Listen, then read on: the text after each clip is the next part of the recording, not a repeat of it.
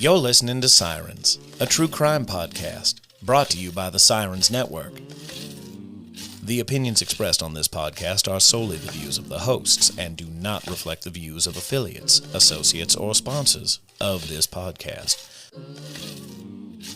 A break from our regular programming for this special episode.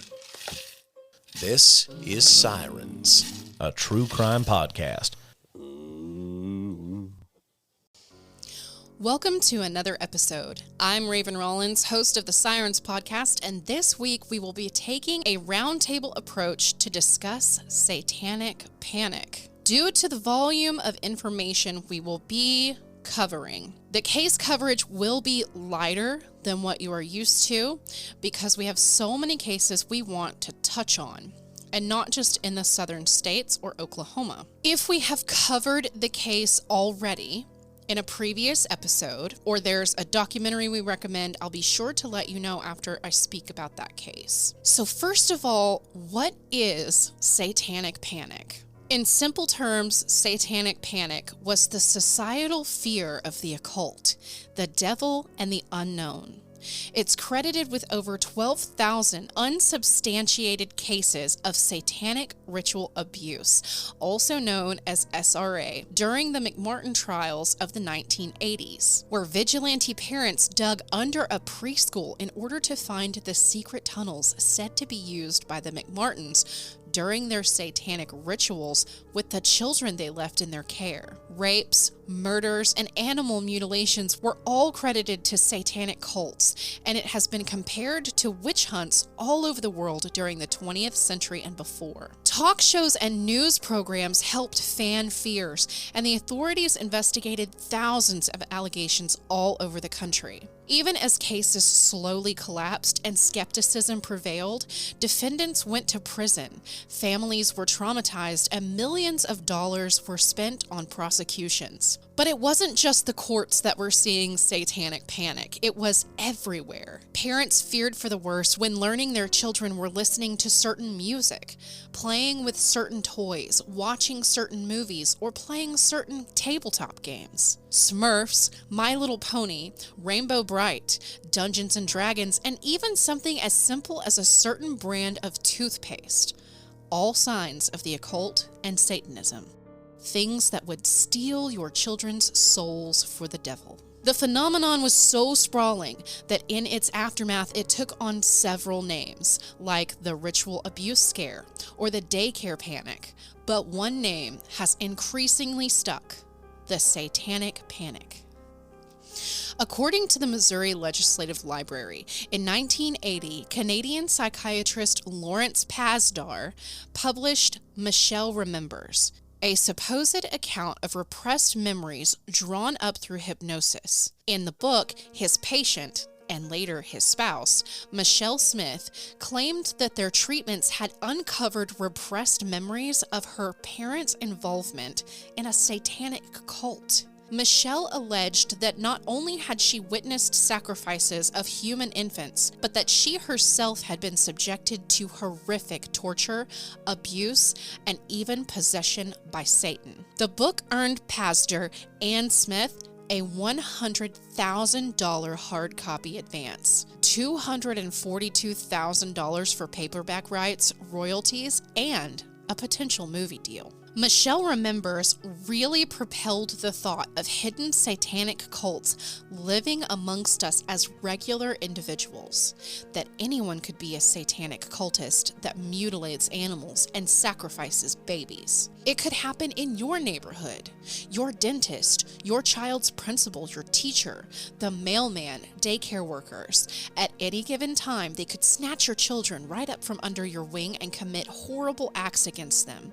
In 1980, more women were going to work, by choice and necessity in the wake of the women's rights movement, and the country was struggling with the recession. Conservatism and the religious right were rising in power, and both emphasized the perfect American family. Good daycare was hard to find, and many parents felt guilty for relying on it when it had been normal for women to stay home and raise children in the not-so-distant past. After decades of denial, the public started to confront the problem of sexual abuse, especially involving children. The spark to light the fire was Michelle Remembers. Welcome to Satanic Panic. I did not anticipate it being this long, but then I wanted to invite everybody and their moms. So if you're here now, then you have already listened to part 1, which we covered a bunch of witch trials, and then there was a feed drop from Murder Mimosas podcast in which they go into detail about the McMartin Preschool trials and what happened there. So that is something that we are going to lightly hit on later, but if you hear that part and you're like, what happened there? Go back to our feed drop and check out that feed drop from Murder and Mimosas. Boom. A lot of people seem to think that this whole thing started in 1980. And I do not believe that one bit. And I've actually created sort of a timeline that will show you. And I'm just simply going back to, I think I'm going to start in the 50s and 60s and show you a timeline of how everything just snowballs and gets bigger and bigger and bigger until there's an absolute mass panic. And then you have actual real bad guys in the world who are contributing to that, who are feeding off of that, who are using that for their gain to create fear and be able to, get away with things that commit crimes and blame it on Satan and cults. And so we are going to start. Actually, I am going to have Simon tell you about Ed and Lorraine Warren, which we see throughout the decades a lot when it comes to Satanism. Oh, yeah. And so, good old Ed and Lorraine. Yeah. Why don't you tell us about them? So Ed and Lorraine Warren were famous in and around New England, going back to about the 1950s. Ed was a self-proclaimed demonologist. Keep in mind, self-proclaimed. Yes. And Lorraine, a psychic medium. Also self-proclaimed. Paranormal investigators. So while they took on hundreds of cases, they really only focused on demonic types. Some of their largest cases that were later portrayed in film, either with or without them portrayed in it, were the Snedeker House, A Haunting in Connecticut, Annabelle the Doll, the Perron Family, which is now The Conjuring, right. The Infield Haunting, which is now The Conjuring 2, and of course, the legend itself, the Amityville Horror, right. and is it Arn or Arnie? It's Arnie. I thought so, yeah, and Arnie Johnson, a.k.a. The Conjuring, The Devil Made Me Do It. The newest one, yeah. The last two of which we will talk about more later. You can find more about Ed and Lorraine in their new life story documentary entitled Devil's Road, the true story of Ed and Lorraine Warren on Discovery Plus. Yeah, so, again, they did create this wave of basically trying to prove that the devil was real.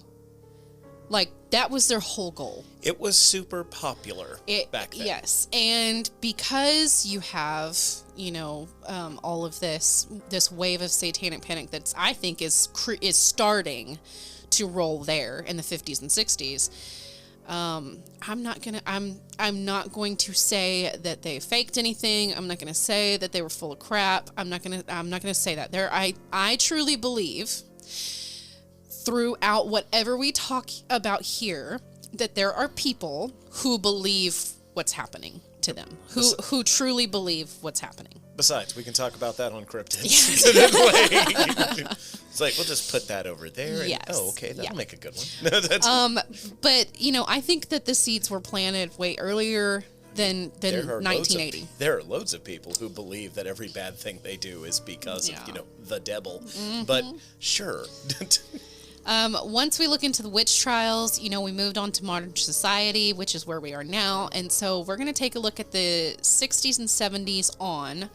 when, serial killers were literally everywhere. Cinema was taking a dark turn with slasher movies, ghosts and demons, the devil. And then, of course, you have the Manson murders in 1969. And people were immediately aware of cults because of that. And, they associated them with ritualistic killings and sacrifice and all this stuff because of that incident. It just kind of solidified cults at the time and that they could be satanic. It was the new scary sexy. Yeah. Oh, that's true. Yes. That's just what it is. And then our culture as a whole is taking this turn down a dark path in real life and in pop culture. No one wanted to pay attention to Vietnam at the time, so they needed something else to pay attention to and be mad at. Exactly. Compartmentalize. Yeah. Exactly. Yeah. So moving forward here, we're going to talk about, of course, it goes straight to the 1970s for this one with Anton LaVey. The founder of the Satanic Church and writer of the Satanic Bible appears in the documentary Satanus, The Devil's Mass, provoking more media attention and providing a vision of satanic rituals. Now, hold on. I got some things to say about this guy, okay? Listen.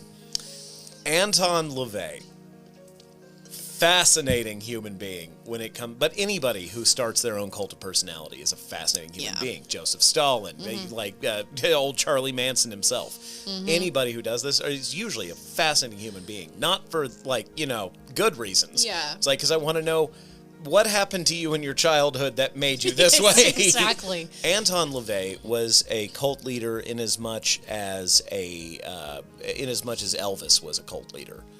Anton LaVey was a superstar. Yeah. Was the okay. idea. Yeah. He was a counterculture icon who didn't murder people. Right. But he also lived in Hollywood, so he had access to a lot of fake blood. Right. Yeah. And also, this was the dawning of the free love era and everything, so you get a lot of people who are very unhappy with having to wear multiple layers of clothing and very angry at things that they don't understand. And so he says, hey, why not worship the devil? You can be naked and angry all you want. So, I don't know how much you know about this guy, but I was going to ask, is he the one that started we all stand in a circle and we're all wearing robes and we're all holding our hands up and we're all chanting and that, because that is, I feel like that's what people think of, that is the tropey satanic cult. LaVey is the one who's given credit for those things. Okay. He is absolutely not the one who started those things. Well, of course not. Okay? Of course not. Because you also have to think about the idea of how long has humanity been wearing robes? Oh, yeah. How long has humanity known about the circle? Mm-hmm. Yeah. It's a thing. It goes back way further than 1970. To wrangle it all together, though, as far as that goes, no, you're looking for one Mr. Aleister Crowley. Right. Okay. You're looking for the Book of Law, the Book of Lies, the Book of Truth. You're looking for Aleister Crowley. Okay, right. And he's the one who popularized the weird, eyes wide shut, demonic sex cult things. Right. Okay. And LaVey is literally pop cultured it. LaVey literally was just following on his heels. Okay. Is what happened. But that's just it. By the 1970s, that was a key time when 1800s things started being pulled back out. Right. Early 1900s things. Mm-hmm. You saw Led Zeppelin coming around with a lot of their occult imagery, bringing back the Lord of the Rings and referencing Aleister Crowley. You had yet again referencing Aleister Crowley. You had Black Sabbath with Ozzy Osbourne. Yeah. Okay, who was also about to terrify the world 10 years later. I'm actually glad you brought that up because I'll bring him up again later. So, absolutely. But Anton LaVey, the difference between him and all of the others and why it was so hard for a lot of people to go, hey, wait, this isn't new, was the same reason why Kennedy beat Nixon. Television. Yeah. You could see... It seems new. Think about our own generations now. When you get the internet mixed in, and now people can communicate a lot faster, so you got to try harder to make a cult now. Yeah. Sort of. But kind of. Kind of. But back then... Tom Cruise. Yeah, right? It's one of the reasons nobody wanted to pay attention to Vietnam and be all patriotic about things like we were in World War II. Because now you could see people and, oh no. Yeah. Well, that's the same thing with Anton LaVey. Anton LaVey knew how to dress himself and look terrifying and also how to scare people. Yeah. Yeah, before then it was kind of out of sight, out of mind. Pretty much. Yeah. You had to be there to think it was real. For the most part, like even the example of the Salem witch trials. Oh, yeah. Okay. we knew, like, everyone knew what was going on there. But I because mean, a lot of people back then couldn't read. well, you're right. Yeah. But I think that there was a lot going on there that people turned a blind eye to. Oh, absolutely. Because, you know. Well, there was also still the social problems back then. The stigma. Even though we're all technically pilgrims, it's like, those 5 over there are landowners. Right, yeah. And we work on this land. And even though we all say that we're the same, they're the ones who can afford to take a bath every now and then. We're not. Yeah. So, yeah. Probably going to listen to what that guy says. It was really a lot about the social hierarchy back then. Very much so. I mean, I think it still is. I think it still is too. Absolutely is. It really is. I think that's just hidden more now, but it is. Yeah. Everybody wants to be the big dog on top, and everybody needs something to be yelling at from on top of that mountain, because otherwise someone will climb up and throw them off the mountain. That's just what happens. Oh, yeah. And when someone can fake it to make it, like Charles Manson, people are going to listen to him. Well, Manson, Manson, Crowley, LaVey, everybody, every single one, Jim Jones, all of them. And half the stuff that Manson said doesn't even make sense. It really don't. Like to a rational person, he's like, "Hey, man, we're just all trying to live in our lives, man." And you're like, "What are you talking about?" That's why I'm gonna kill you. And it's like, how did you ever get people to like? Live your truth, buddy. I feel like people just had ideas, and he was like, "Yeah, man, live your best life," like in modern terms. Exactly, and that's the thing. It's like that was counterculture in the '60s. That was a violent statement back then. Yeah, was just no. Maybe I don't want to shave. Or bathe. Yeah. Shave, bathe, and maybe I kind of want to kill that guy. It's like, yeah, okay, wait, that went too far, Charlie. Whoa, buddy. Oh, I meant I want you to kill that guy. Yeah, well, he didn't get too much on his hands. No. I think he only had one person on his hands, which was that music producer. I think he did that. But. And that was literally 1969, okay? And then a year later, you have the foundation of the Satanic Church. And then that same year is a case that you've told me about before, Mandy, which is Jeffrey McDonald. Robert McDonald. Mm-hmm. Oh, Dr. McDonald. Sum that up for us as shortly as you can. Yeah. He was a former medical doctor, a Green Beret. He was stationed at Fort Bragg, and his wife and 2 little daughters were murdered in February of 1970. And he actually blamed it on a cult and said that some hippies, as he quotes it. That is so crazy. There's so many times. I know. That's the thing. Like, them hippies did it. Like, you did it. I know. They ultimately convicted him for it, though, right? Yes, but it has been overturned and reinstated many times. He finally was convicted by the Supreme Court. Wow. And he has been in prison for a very long time. Well, yeah. But he was out for a really long time, and they came in, they said acid is groovy. Oh my God. Yeah, and one thing that's so interesting about this case is on the wall, or the headboard, I say on the wall, the headboard, in the bedroom where his wife was killed, says pig. What? And so, in blood. So, who does that remind you of? Okay, look at that. That is happening less than a year later. Mm-hmm. Yeah. And you're saying that things don't connect. Copycat. Like, come on. And there was a magazine underneath his coffee table they found that was Charles Manson. See, okay, so the theme, I think, one of the themes here is that things correlate a lot closer than you think. I have put these things in a timeline just to simply show you how closely these things happened to other events, that you can be like, there's no way that they weren't influenced by that. I mean, look back to old forms of entertainment and think like old vaudeville actors and old people on stage telling you want to get a good act, kid, you want to go find somebody who's a really good talent at whatever it is you want to do, then steal it. Oh, yeah. If it's working for them, it'll work for you. It'll work for you. It'll work for me. Oh, Charles Manson is a dirty, evil hippie that everybody's looking at right now. Now's the perfect time to kill my family. Yeah. And blame it on hippies. Then, only 3 years after that, and of course, I'm skipping over so much stuff that has happened in these decades, but I'm finding some highlights here. So, 3 years later, we see the devil make his stand in the release of The Exorcist in December of 1973. So, of course, it imbued fear in the hearts of and the minds of all who did not understand demons or the devil, or those who wanted to understand more. So, The Exorcist actually sold out theaters. Audiences flocked to it despite mixed reviews, waiting in super long lines during winter weather. Some even stood in those lines more than once and saw it more than once, more than twice, sometimes more than 3 times. Some viewers suffered adverse physical reactions while they were watching this movie, including fainting and vomiting to some scenes.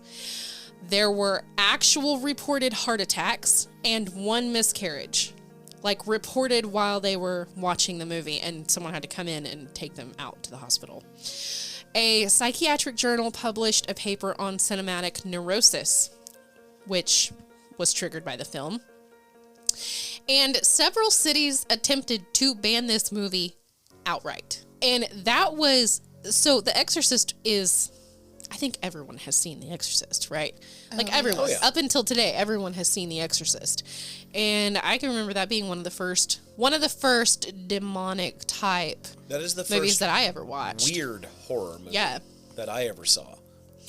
And it was so, like, no one had ever shown some of the stuff that they put in that movie in theaters before. Oh, like absolutely. It was It's with the cross and the, Oh, yeah. that part that I'm talking well, about. Like, not just even and the the pea blatant soup. parts, not just the blatant parts of that movie, the implications in Oh, that yeah. movie from what's actually happening in their normal lives Yeah. is really bad. yeah. It's like, it's not okay.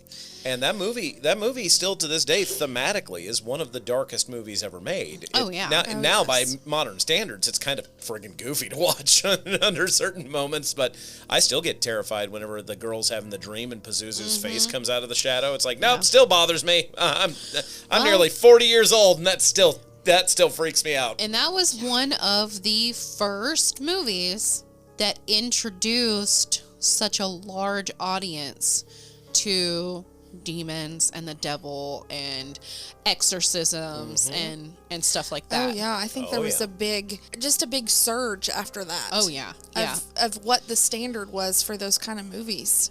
Did it play a role in what happened only a year later? Which was the Amityville murders. So the Amityville murders took place at 112 Ocean Avenue in Amityville, New York on November 13th, 1974. 23-year-old Ronald DeFeo Jr., which was the eldest of the children, confessed to murdering his entire family. Parents Louise and Ronald DeFeo Sr., and his siblings 18-year-old Dawn, 13-year-old Allison, 12-year-old Mark, and 9-year-old John Matthew.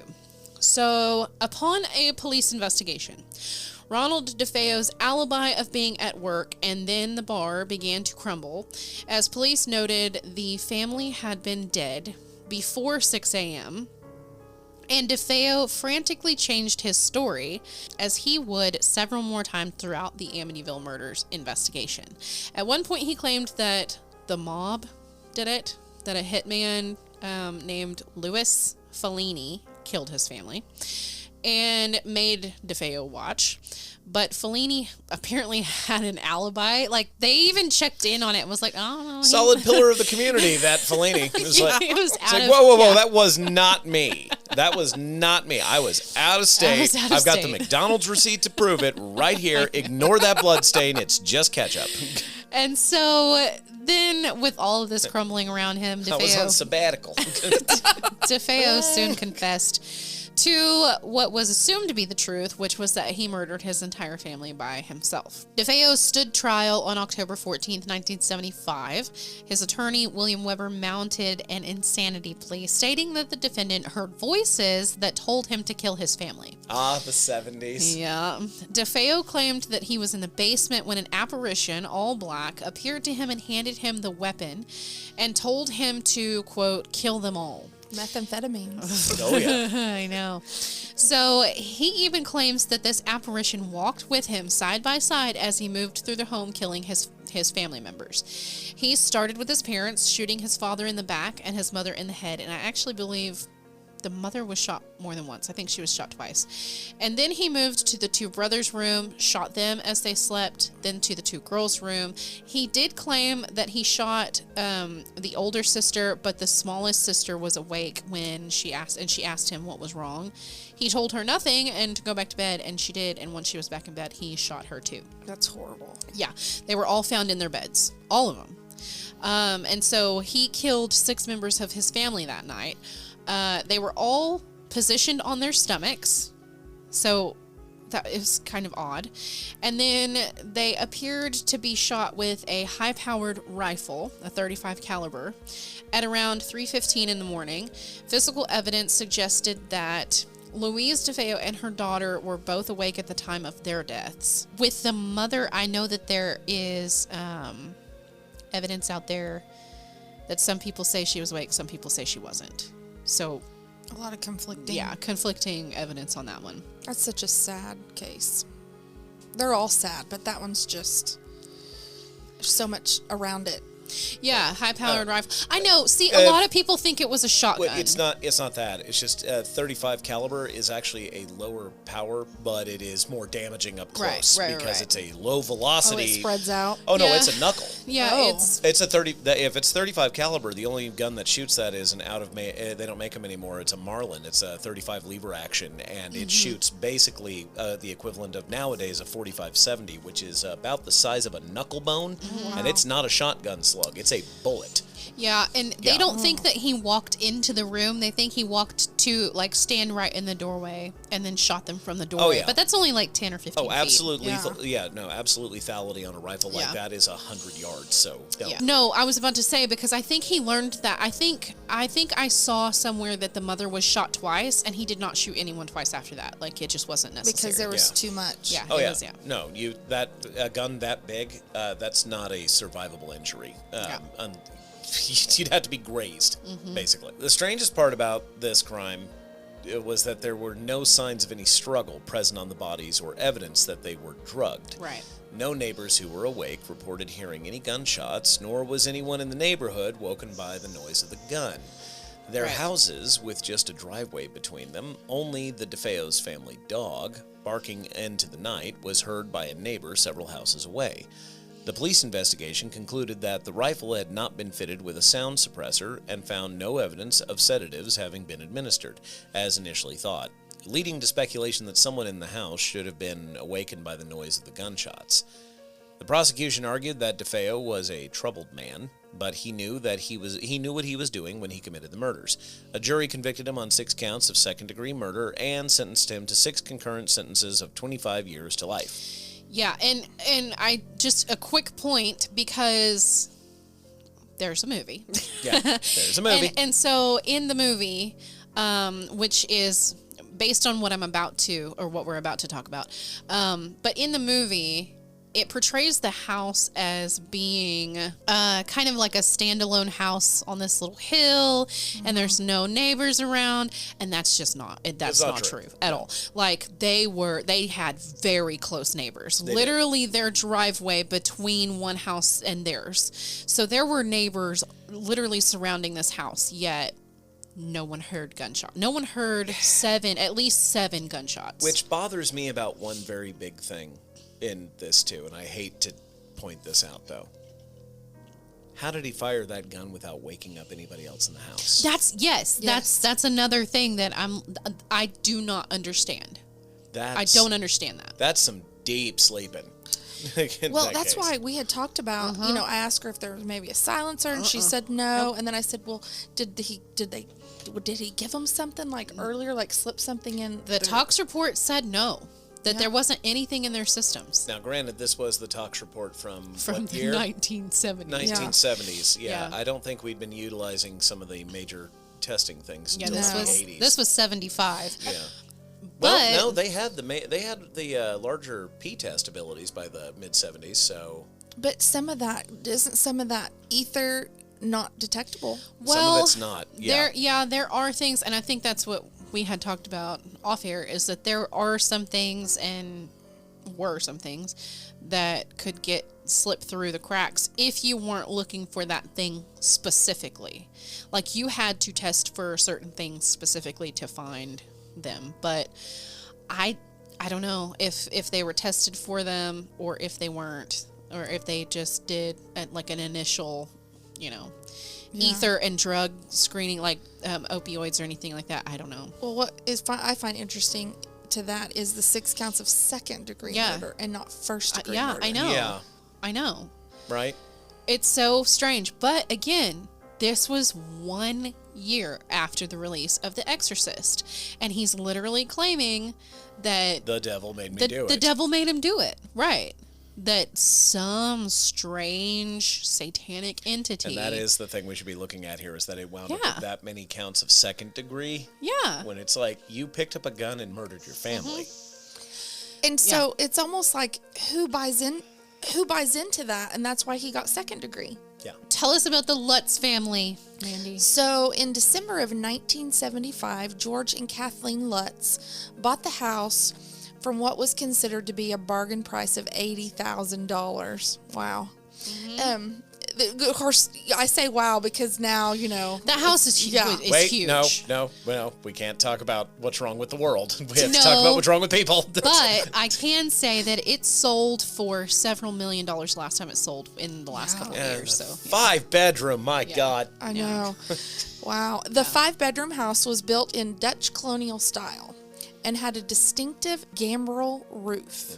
So it also had a swimming pool and a boathouse. As it was located on a canal, much of the DeFeo family's furniture was still in the house because it was included for $400 as part of the deal. $400. They were just like, take it all. I'll give me $400 for it. Yeah. It wasn't shortly after moving in that the family began to experience really strange occurrences over the next month, and would turn into an outright demonic attacks.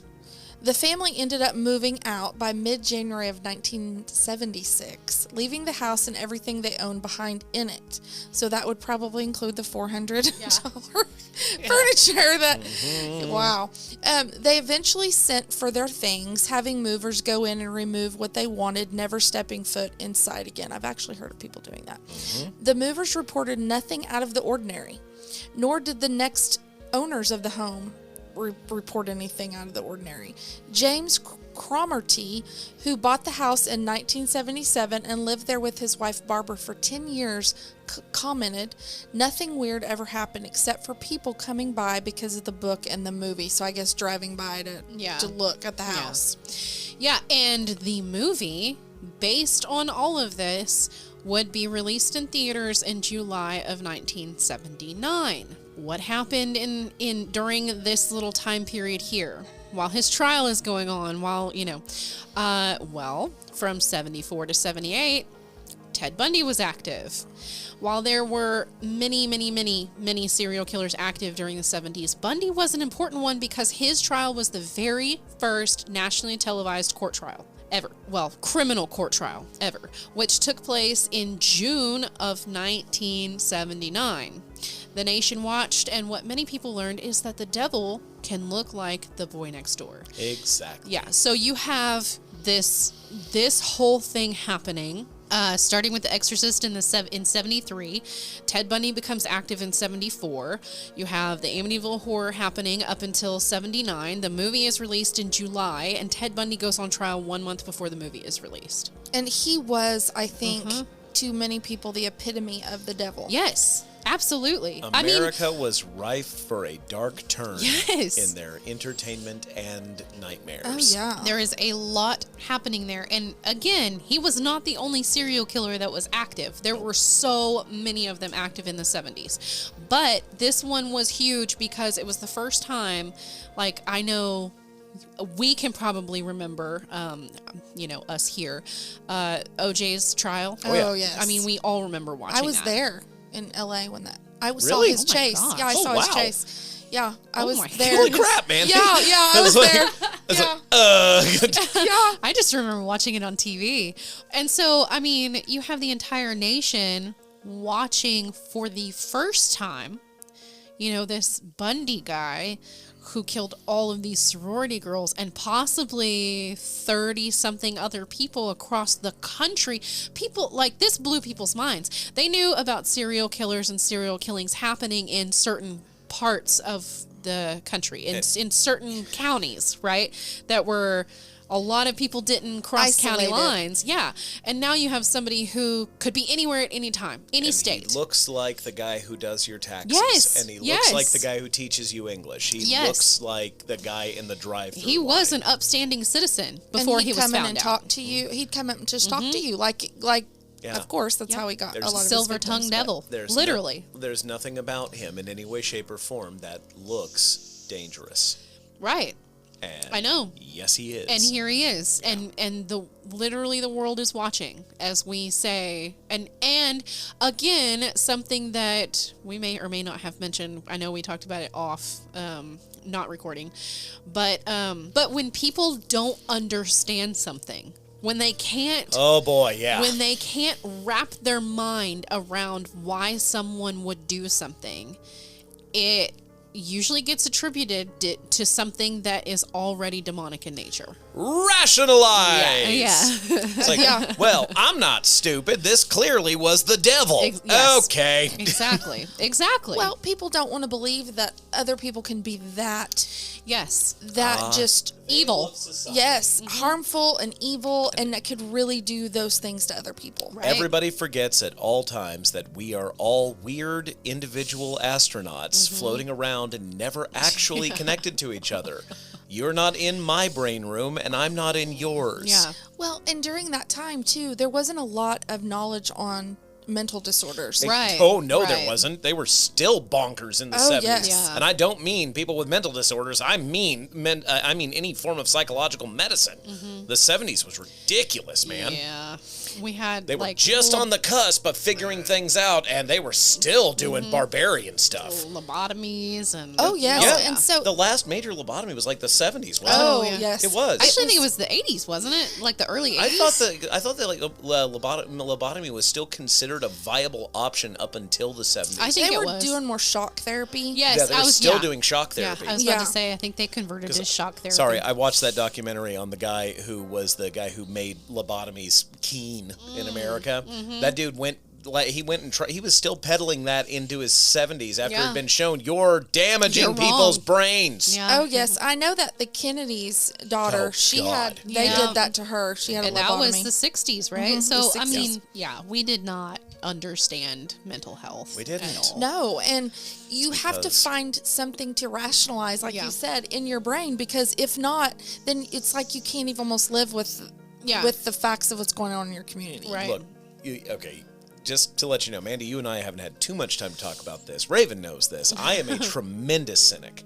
I'm a very, very large cynic, but it's one of the ways that I can say also that this is it's not that much different from, think thousands of years ago, someone's cow is struck by lightning and explodes. It's like, well, the sky god is mad at me. Exactly. Well, when you have people who still don't understand the mind, right. Well, then you have people who can still think that it has something to do with the soul. Right, Yes. exactly. And that's why it's okay to stab them in the brain. That's why it's okay to say, to only give like 6 counts of second-degree murder to clearly first-degree. Yeah, Yes. yeah. Oh, yeah. Yeah, and then, so, right after that, a couple months after Bundy's trial, in October of 1979, you have the Fall River murders, which happened in Fall River, Massachusetts. And just BT dubs, Fall River, if you think that sounds familiar, you might have heard about this case, but Fall River is also where Lizzie Borden did or did not Take an axe. Take an axe. Give their mother 40 whacks. Yeah. And when she saw what she had done, she gave her father 41? 41. Yeah. Yeah. All right. Yeah. So Allegedly. Same place. Allegedly. Same place. Go get him, Lizzie. Yeah. No, she is not a counterculture icon. Stop it. I know, It's like, right? It's like, why? Stop it. On October 13th, 1979, Doreen Levesque, a 17-year-old sex worker, was found under the bleachers of the local high school by 2 joggers. Boy, so many of these stories start out this way, don't they? Listen, Yes, I'm they telling do. you right now, if I haven't said it before, which I think I have, but if I haven't said it before, this is why I don't jog. This is why I don't hike. It's like, listen. Look at the teacher just recently. Bless her heart. I know. Yeah. You either find the body or you are the body. I'm just saying. Listen, I love camping. I love being out in the wilderness. I have never once been camping without some form of very dangerous weapon with me. But it's because at the end of the day, I want to at least get a shot off before Bigfoot rips my leg off and beats me to death with it. Or I wind up on a hillbilly cult. That is a thing. Hillbilly cults. Hey, man, those things are real. I've seen one. Jim Jones becomes. Oh, no. You see, real hillbillies, okay, real mountain folk, they know how to keep it quiet. It's like, we don't want to advertise. This is for us, and if you found us... That reminds me of that movie, since we're speaking of pop culture, that reminds me of that movie, Wrong Turn. The original one is just very tropey, but the remake is hillbilly cult. That's what it is. God. Oh, no. No, thank you. Okay. Anyway, Miss Levesque had been sexually assaulted with a baseball bat and bludgeoned to death with rocks and was identified only after police released a composite drawing to local newspapers. Barbara Raposa, a 19-year-old single mother with a history of sex work, was reported missing on November 7th, 1979 by her father after she had failed to pick up her son from a babysitter. She was last seen around 8:15 p.m. by a male friend who had dropped her off in downtown for sex work. Barbara's body was found by hunters several months later on January 26, 1980, in a wooded area on the outskirts of Fall River. Autopsy results indicated that she was killed shortly after she had last been seen. Karen Marsden, a 20-year-old mother and sex worker in the Fall River area who had frequent contacts with police. Karen had a loyal relationship with Robin, her pimp and romantic love interest. Robin Murphy, only 17 years old at the time of the murders, was a pimp in the area, and she was described as formidable and intimidating for her age and petite stature. She was set on running the sex work trade in the area. Karen was also afraid of another pimp, Carl Drew. Police said Carl Drew created a self-styled satanic cult to keep the people working for him in line, and he worked with Robin in order to keep some control of his sex workers. Hey, it's that thing I was talking about. There were talks that Carl would take his girls into the Freetown State Forest and worship Satan. You know, I thought I hadn't heard of these, actually, but I just realized I have heard of these. Yeah. Worship Satan. Everyone has. They he just don't apparently realize called it. himself the son of Satan. Yep. It became so bad for that area vandals and supposed cult schemes that they had a dedicated officer for investigating cults in the forest for over 2 decades. Detective Alan Alvis was the force's self-proclaimed expert on the occult. Man. Yeah. It was wild. Yeah. And this was, what was this, 79? So, yeah. Okay. So, on February 9th, 1980, police questioned Karen, one of the murder suspects, as a potential witness to the murder of Doreen Levesque, which was the first one. So Karen refused to identify Doreen's killer. So apparently Karen was there, and apparently Karen was there at Doreen's murder and had refused to identify her killer. Also refusing an offer of witness protection, and asked police to drop her off at a church instead in Fall River so she could be protected by the priest there. That's how wild these claims of satanic cults in the area was at the time. So, of course, Karen was reported missing the following day by her grandmother. Nobody knows what happened to her from the time she was dropped off at this church to the next day where she was found, where her partial remains were in Westport, Massachusetts on April 13th, 1980. And I'm not even going into half of the detail that is in this case. I watched a documentary on it, which I'll mention later, so you guys can go watch that, but it was absolutely wild. So after admitting her involvement, on the phone, she was talking to someone else, but it was being monitored by investigators. Robin was arrested. She said initially that she had nothing to do with Doreen's murder, but that later she said that Carl had forced her to help him sacrifice Karen to Satan. Which means she was fighting him back on being in this. Yeah. So Robin said that they went into the woods that she was instructed to pull Karen out of the car. She did so. She pulled her out by her hair. She apparently punched her several times until some of her teeth fell out. And then Carl ordered her to cut Karen's throat. Karen did, in fact, bleed out, although I'm not sure if that's exactly how that happened. After that, Carl apparently told her they had to decapitate her. And then, after that was done, he performed oral sex on her head. Oh. According to Robin... Okay. I know.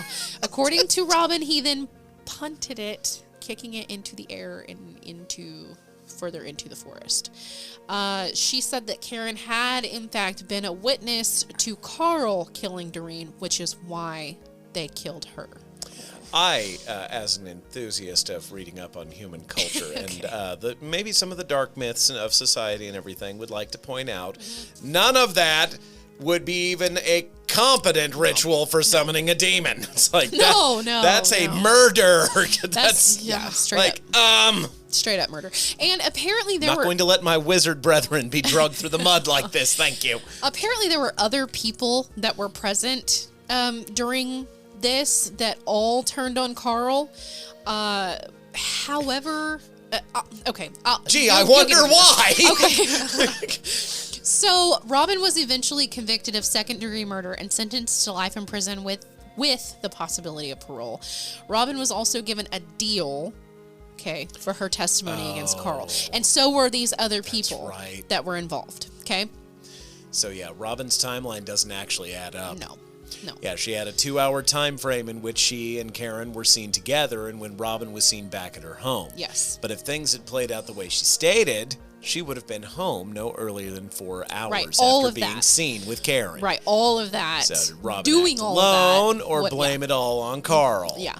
Like doing all of that would have taken way more time than she actually had, and so... Andrew Malte, an alleged cult member present for Barbara's murder, was convicted and sentenced to life in prison without the possibility of parole in that slaying and died in prison. Right. An alleged cult member present for Barbara's murder. Yeah, and that was a different woman. That wasn't Karen.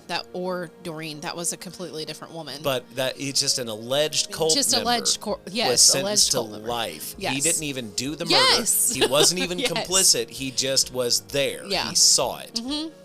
Yeah. I don't know why he wasn't given some sort of deal. I guess it conflicted. Well, because he wasn't with the one other of the ones. sex workers that clearly had something to do with this town. Okay, Yeah. look, this is a dark I know. story. That is. I know. Wow. And literally no one has been convicted in the killing of Doreen. Like, to this day, no one's been convicted for it. So Carl is serving a life sentence for Karen Marsden's murder. Carl claims his innocence to this day, of course he does, and says Robin was the murderer and the ringleader in it all. Don't know about the other ones, but I do actually think that he's innocent of Karen's murder. Oh. And you're about to tell me why. Really? Yeah. So there was actually no evidence tying Carl to any of the murders. Whoa. As a matter of fact, he had an alibi for one of them, Doreen's, in which he attended a wedding where several photos were taken of him there throughout the night, yet he sits in prison to this day. You can find more about this case by watching the Epix documentary entitled Fall River, which is in 4 parts. Holy Yeah. cow. Yeah, and it is a wild documentary. It goes into a lot of detail. Boy, that's got some Innocent Man vibes written all over it, doesn't it? Yes, yeah, and like there's a bunch of other things if you watch this documentary that like you'll learn about Carl, and man, I kind of get the vibe. Now, granted, I didn't super deep dive into this, so my opinions are moot, but I feel like that Carl probably didn't have anything to do with any of them. That he was this other pimp, this versus, Robin. And I think she was just trying to control the area in the time and needed to take out some people. And Satanic Panic was huge at this time. This was when? 79? This was 79, yes. Okay, so. No, 19. This was 1980. Oh God. Okay, so. Yeah. Absolutely it was. Yeah. Because this is the this is the beginning of the modern pop culture zeitgeist. Yes. And absolutely, I can tell you right now, on the 80s, Led Zeppelin, at the beginning of the 80s, you had Led Zeppelin, you had the revival of so many darker fantasy things. Dungeons and Dragons had been out for about 2 years at this point. Star Wars had just come out, and let's face it, it's basically the Lord of the Rings in space. Yeah. But that's just it. Everything was about fantasy and dark things like that was sexy.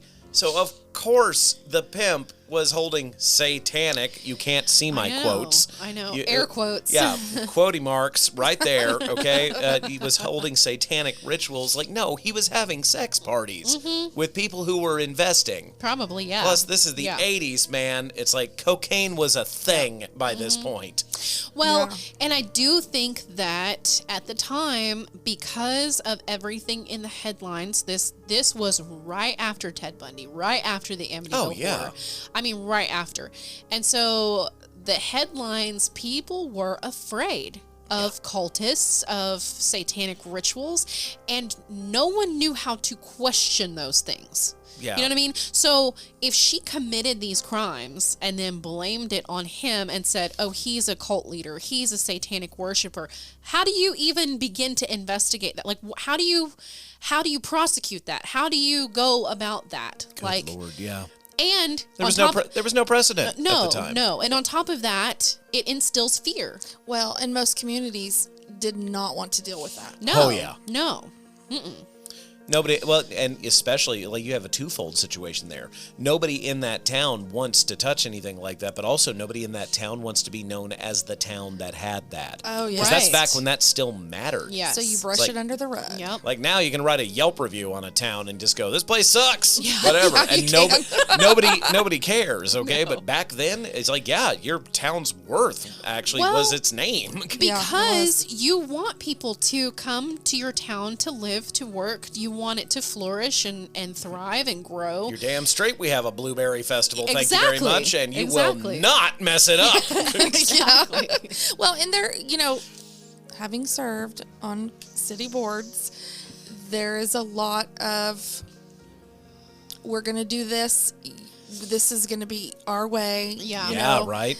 We're not going to put that out into our community, so we're going to shut it down. Exactly. Right. Yeah, I can see that. But I mean, this one absolutely reeks of like, everybody in this town was involved with this and they covered this up. And it's so made up.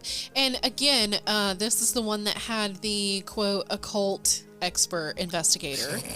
He was dedicated to that. So when you want to know who had a connection to the pimps and prostitutes. Well, and here's the thing about him. Thank you, Mandy.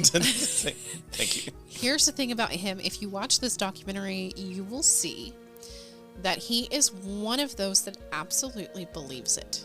He believes it. He believes everything about it. He thinks it's 100% true. Like, I'm gonna have to watch this because you're gonna have to watch it. I mean, I did make the comment earlier about the preachers and the Learjets, and that's the same kind of person. I'm just saying there are. All you got to do is make people genuinely believe that you believe. Yeah, exactly. And that's what I feel like. Create a religion, get away with murder. Yeah. Well, people are looking for something to believe, and you're giving it to them every time. Yeah. So, with the elevation of Satanic Panic at this time, it was definitely used as an excuse, I feel like, to cover up and do horrible, horrible things. Absolutely. Because, the knowledge that it would, scare the public or anybody involved. It was also 1980. Nobody was quite ready to admit, is like, I think this might have been the government. Well, yeah. I mean, there's a lot of more feasible options now, Okay, so then within just a couple of years, the next big headlining case was the case of Arnie Johnson. Johnson. Connecticut really is a nightmare place, right? I know, I'm telling you, a lot of these things take place in New England, Connecticut. Like, it's insane. I knew a lot of it around the Great Lakes area, but I did not realize how much of it was in New England. Yeah, a lot. My goodness. And where the Pilgrims were. But I liked. This is why I took this opportunity to talk about all of these different cases, because we limit ourselves to the southwest and the deep Yes. south. And so this is a great opportunity to talk about the nation and all these Never different forget, everybody, you're capable of murder too in your own hometown. So Arnie Johnson, this Ugh. this took place in Brookfield, Connecticut in 1981. So just a year after the last case we talked about. This was the first known actual real court case in the United States in which the defense sought to prove innocence based on the claim of demonic possession and denial of personal responsibility for the crime. Literally, the devil made me do it. And that would be insanity. Well, but they weren't labeling it as insanity. They were trying to literally say he was possessed. Oh, stop. I'm sorry. I'm going to die. So this one, this is the one that I told you earlier was based off of that newer Conjuring movie, The Devil Made Me Do It. Oh, okay. Which, don't get me wrong, okay, they did investigate some of those cases, but Raven, they give themselves. Is this one of the moments where we're supposed to believe the fantasy or something? I'm just saying, like, with a lot of the cases that they say they covered and were fully involved with, they like barely had anything to do with. I'm just gonna state that right now. All right. But this one, on the other hand, was the one that they thought they could truly get people to believe the devil exists and he can be prosecuted. Oh my goodness. Sorry.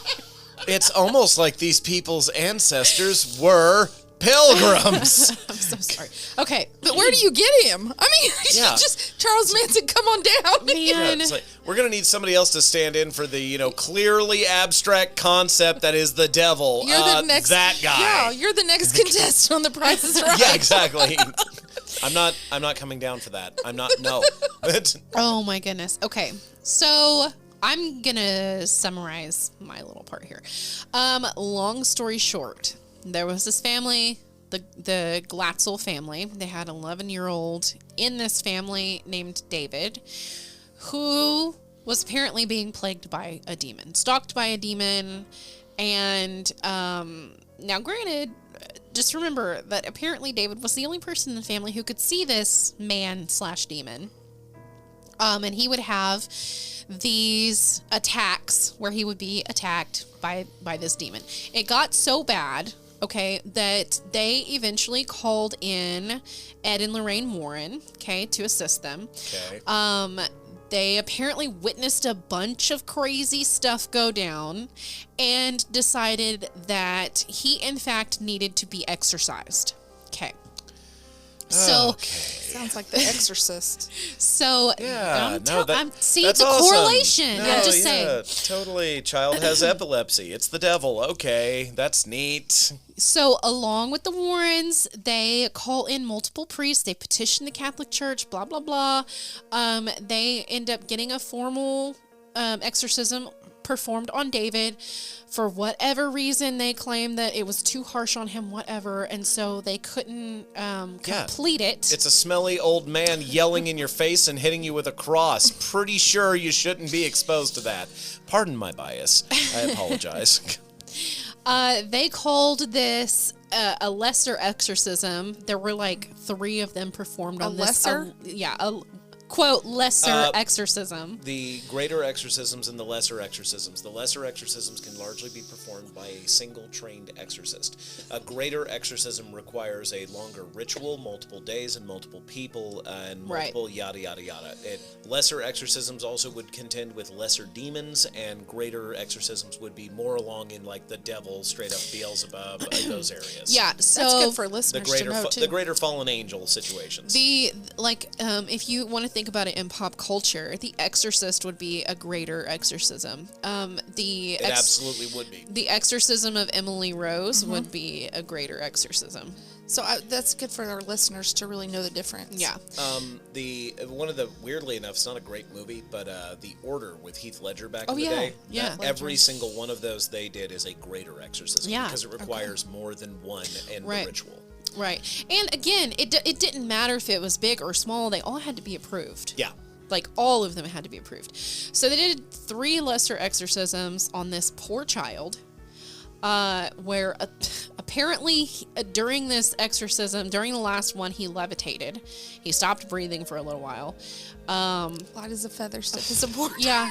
Yeah, I'm also pretty sure that maybe Mom just walked in right as the priest threw him across the room. Well, So- and he apparently demonstrated some sort of supernatural ability of precognition, where actually had somehow told them of what would happen to Arnie later. I didn't find anywhere his exact words.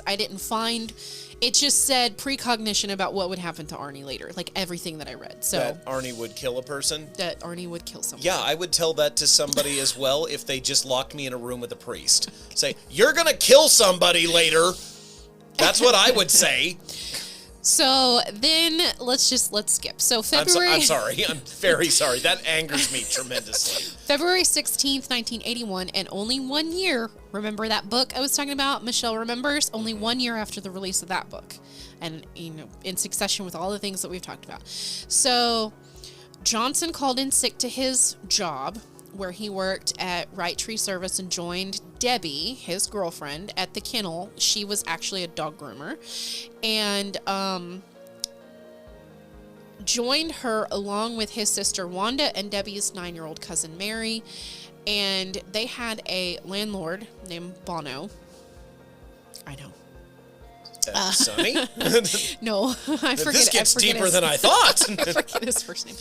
But so the couple's landlord and was also Debbie's employer at this kennel. Okay, so they were apparently out with this large group of people drinking and having a good time at this local bar, and they all got super drunk. They returned to the kennel where they continued drinking. Okay. Debbie took all these girls to get a pizza, but insisted they get back quickly because she just, quote, knew something was wrong. Like, I remember her saying she just knew something was wrong. So when they returned, Bono, and it could be Bono, it's Bono, but I'm just like, it's better as Bono to me. Bozo, gotcha. So when they returned, Bono was intoxicated and apparently became an angry drunk. Was very agitated. Must be the devil. Everyone left the room at Debbie's urging, except Bono, who seized Mary and refused to let go of her, grabbed her by the arm. Johnson, Arnie Johnson, her boyfriend, ordered Bono to release her. Wanda, who was there, recounted the following events to the police. Mary ran for the car as Debbie attempted to mitigate the situation by standing between the two men. Wanda tried in vain to pull Arnie away. Arnie, quote, growled like an animal, then drew a 5-inch pocket knife and stabbed Bono repeatedly. He died several hours later. According to Arnie's lawyer, Bono had suffered, quote, 4 or 5 tremendous wounds, end quote, mostly to his chest, and one that stretched from his stomach to the base of his heart. That would be an upward disemboweling. Yeah. It's basically where you go for the stab into someone's gut and then you pull up. Oof. It's what the Bowie knife was invented to do. Yeah. Oh my God. That's horrible. It is. So then Arnie literally took off. He fled the scene. He left on foot. He was discovered 2 miles away, walking down a road covered in blood. And the first thing he said was, I don't remember what happened. I don't remember doing any of that. I don't know why I'm covered in blood. And this was the first unlawful killing in the history of this town in Brookfield, Connecticut. Like, no one had ever been murdered there before. So his defense lawyer argued in court that he was possessed, but the judge ruled that such a defense could never be proven and was therefore infeasible in a court of law. So the jury deliberated for 3 days after his trial, and on November 24th, 1981, Arnie was convicted of first-degree manslaughter for the killing of his landlord, Alan Bono. Though he only served 5 years of that sentence, and the sentence itself was 10 to 20 years. So he was out. He was out for murdering someone 5 years later. Pretty insane. Wow. Which, And if literally- it wasn't for the height of the situations, you could think about this pretty easily. Mm-hmm. It's like, if this was any other time, it would have been he was insanely drunk and became violent. Right. Yes. Right, and I don't know. I didn't see anywhere. I actually did look into this one a little more, but I didn't see anywhere that they had tested his alcohol levels or anything when they found him. So, I mean, especially if this was that sleepy of a town that this was their first murder. They didn't do a tox on him. Probably didn't have a lot of things for that. They probably did not know. You know what how to this do much. reminds me of? So I can't remember his name, but there's an actor in Hollywood that was on a show, and he's the one that went up to, his landlord was this older lady, and he went and killed her and then jumped from the balcony, killed her dog. What? Oh, yeah. No. I know who you're talking about. He was on the show, this the really popular show. What is his name? And what was the show? He was on Sons of Anarchy. That's it. Yes, the guy from Sons of Anarchy. And the reason I bring this up is because, they said he was this normal, nice guy, and then he just started downward spiraling. He never took drugs, never drank. They didn't find anything in his system. Well, Mandy, remember, everyone has their demons. Yes. Dun, dun, dun. And so it reminds me of that because it was in such a ritualistic way that he did that. That's so crazy. Everybody always explains psychological breaks as this. Oh, Yes. yeah. It's just like, people can literally have so bad of a day and Yeah. also with any combination of other things that it suddenly makes them behave the worst way they can imagine to behave. Irrationally. Yeah. Well, he had gotten into a car accident too before that and was never the same. And so who's not to say that this Arnie guy didn't have some kind of he was he was traumatic young. brain trauma. Look, I'm also not going to lie. From where we come from I can't and remember how old everything, he was, but he was young. from where we come from, that sounds like every drunken bar fight. Yes. That sounds like every drunken bar fight. Yeah. Somebody got real mad and started making the human at them, and then they pulled out a knife and changed the mood real quick.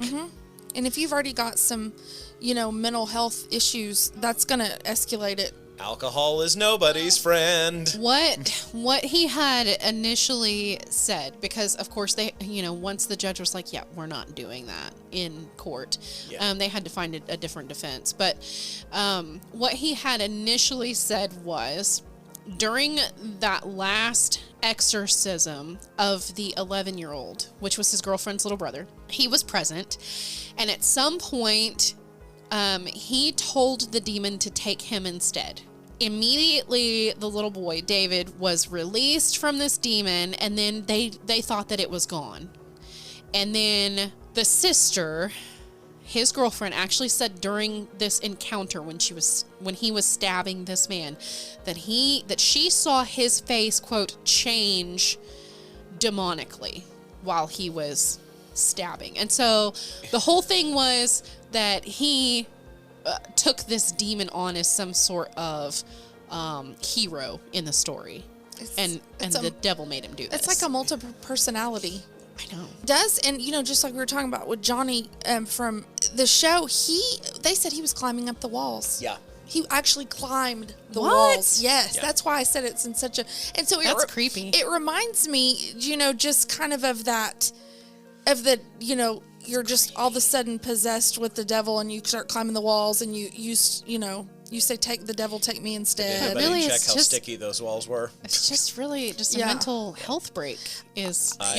Listen, I am nowhere near as experienced in healthcare as Rick is, but I can tell you that in the limited time I've done it, I have seen things that, that's what people think is magic. Yeah. Oh my. Yes, and that is another point, is that we always have to take into consideration not just mental health, like that they weren't really aware of, like schizophrenia, bipolar, all these things at the time. Multiple personality. Hard stuff like that. dissociations Yes. are one of the things linked to a lot of observations Yes. of magic and the ethereal. Oh yes. Yes, The but DID is. Oh, DID, but also we have to take into account drugs. Yeah. Yes. Now, let's couple dissociations with drugs. yes. Are there any drugs that cause dissociations? Oh my gosh, yes, there are! There are plenty of them. And so the ones who are doing these things and then saying later, I don't remember, well, was it just a bad acid trip? Was it LSD? Was it PCP? Like, what were you know taking? What was super popular or getting super popular in the beginning of the 80s was methamphetamine and yes. PCP. Oh, yes. And Yeah. it was blended with a lot of other Oh, yeah. drugs. PCP would be in marijuana. Yeah. And It's called smoking wet. a lot of people don't understand, like, us non-drug users. We don't really understand that people like to mix their drugs. They do. I didn't understand that for a long time, not until Rick was like well through, working as paramedic. If Grandpa can make a cocktail, why can't Yes. And it's not just them mixing hard drugs together. It's them possibly even mixing in their mental health medication or some opioid they got off the street bad combination. Yeah, just all sorts of combinations. The come down from this typically makes me feel a little sad, so I just blend my Zoloft in with it, and like that's okay. Please don't do that. But so there could have been a lot of reasons for people to act crazy. Let's just take into consideration, and I believe it was like around 2009, 10, 11, 12, when we had that huge bath salts thing happening. Oh, yeah. Oh, yes. No one knew what bath salts were. But everybody knew what zombies were. Yes, exactly. And we thought... That's true. Everyone, I mean, the entire nation thought that it was. We thought this was the panic. We thought this was the zombie. We plague. thought it was the zombie apocalypse. Yeah. Because there were people. It looked like it when that guy was on the highway. Yes. It looked like a zombie. There were people doing things that you, as a rational, sober person, could not understand. Like the guy who ran down the highway and jumped on people and was trying to eat their faces off. Yeah. Naked. And the guy who just decided that he wanted to eat his roommate and munching on his parts when they found him. Like, the best part of the drugs nowadays that also come with those side effects, coupled with necrosis. Oh my God, yes. You get trank and crocodile into people, and that causes your muscles to rot out, and you go crazy. And, I mean, just like you were just saying, like, the people will always figure out how to make a new drug. Oh, yeah. By mixing, matching, whatever is going to be hot at the time, and they can sell, and it's going to have new side effects people are not going to understand. So there's plenty of cases where it could have been drugs. So moving on from that, just a year later, June of 1982, this is where Poltergeist is released in theaters. And the strange things that surround this filming, as well as the context of the film itself, added to the fear of demons and the undead. A lot of bodies involved in that movie. Well, and the older sister, Dominique Dunn. That was her name. Yep. Dominique. Yeah. And her dad was a famous, he's a famous author. People thought that whole set was just cursed. Yeah. That it was just hugely There are numerous parts of cursed. the production crew who said it too. It's like, no, you can leave that off my resume. I don't want anybody to know I had anything to do with Poltergeist. I think I've told you this Yeah. before. Oh, yeah. I always think of Poltergeist like the next phase of The Exorcist, because then you have Burial Grounds and you have You've got something worse too with Poltergeist. That movie got its own renovated zeitgeist a couple years later when the young daughter, not the oldest daughter, actress died. Well, the oldest daughter died too. That's what I'm saying. The youngest one. Yeah, I know the youngest one died later, but when the oldest one died first from she the was twisted. Murdered. I thought the youngest one was the one who was murdered. No, the youngest one died of a gastrointestinal. I thought it was the oldest one who died of a gastrointestinal issue. The oldest one was strangled in her lawn. Okay. Oh, Yeah, which adds to that then, because then, especially if it's one of the only things you've been in, then other people who don't know any of this will see this actress in this movie about Poltergeist was murdered. Well, then the second movie, the American Indian guy that was in the main movie, he was murdered too. Yeah. In real life. There's a lot of people who died. We're looking at you, Craig T. Nelson. Yeah, you're the only one that Why lived. are you still What's the alive, problem? Craig T. Nelson? What did you do? What did you do? Craig T. Nelson.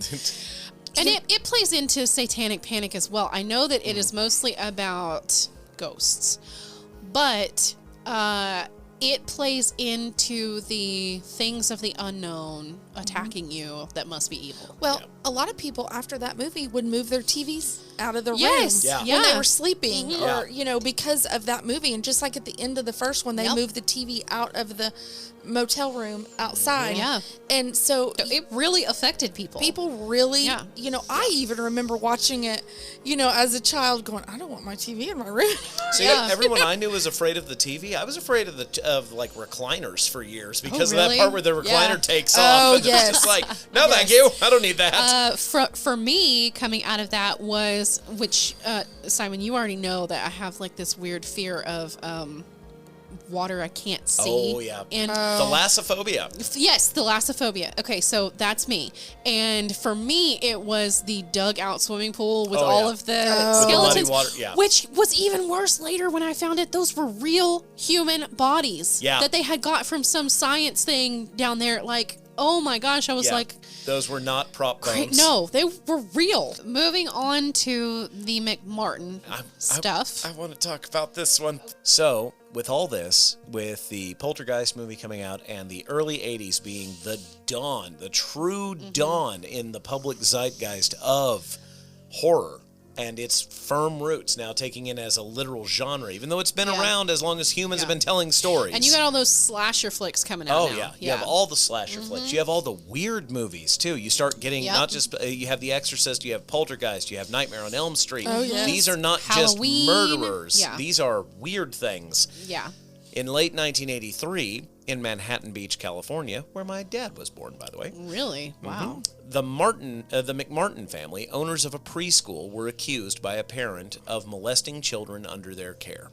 In 1984, 7 McMartin family members and staff were charged with 115 counts of child abuse, later expanded to 321 counts of child abuse involving 48 children. During the trial, accusations were made that the alleged abuses were satanic in nature. Claims that the abusers had dressed as ministers or Santa Claus to help cover up their abuse were mingled with even more outlandish stories involving hidden tunnels under the preschool, and claims that one of the abusers possessed the power of flight. Yep. Yep. In the aftermath of the charges and the publicity that surrounded them, more than 100 other preschools faced similar accusations. The organization Believe the Children was formed to promote the theory of ritual satanic abuse happening across the nation, particularly in preschools and similar facilities. Now, by the way, because I've read on this case for years, Yeah. as unfortunately as a counterculturalist myself and just who I am, you have to read about this case. It's the reason why every very angry lady wants to come tell you why you're wrong. Yeah. Is this case. This is where so much of it comes from. But also, if you've ever heard that joke, what about the children? Yeah.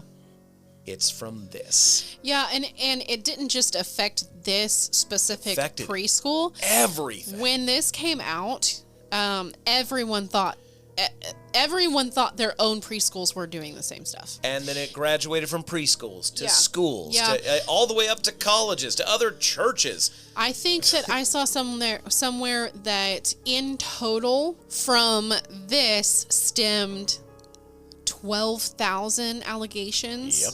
of ritual child abuse in just preschools. This mindset was insane. This is the one that stuck around too, because I can tell you, I was 8 years old. Full disclaimer, I am baptized. Aren't we all?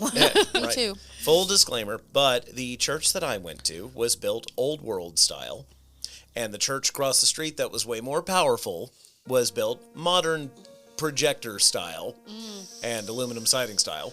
And I will never forget being 8 years old and a friend of mine at school found out that I went to that church, and him saying, we were told at our church that you guys do like rituals in the basement. What? And it's because our church was built in the 40s, and it had a basement.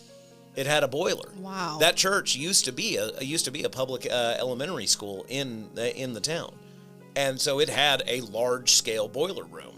But I mean, like anybody from our generation, you go down there, it's Nightmare on Elm Street down there. Yeah. It's just an old boiler though, and nobody goes down there. It leaks. It's like nobody goes down there because there's mold. That just shows you how easily rumors Exactly. fly, because Oh, And how you get them Yeah. into kids Yeah. first. Yes, because the thing about getting them to the children first is that children have such huge imaginations, and they don't remember what they're, quote, supposed to say. And they're being told to them by the people they're supposed to trust. Right. Yes. And so things are going to evolve and change, and that's all the better, you know? Exactly. So, Exactly. yeah, it was pretty insane.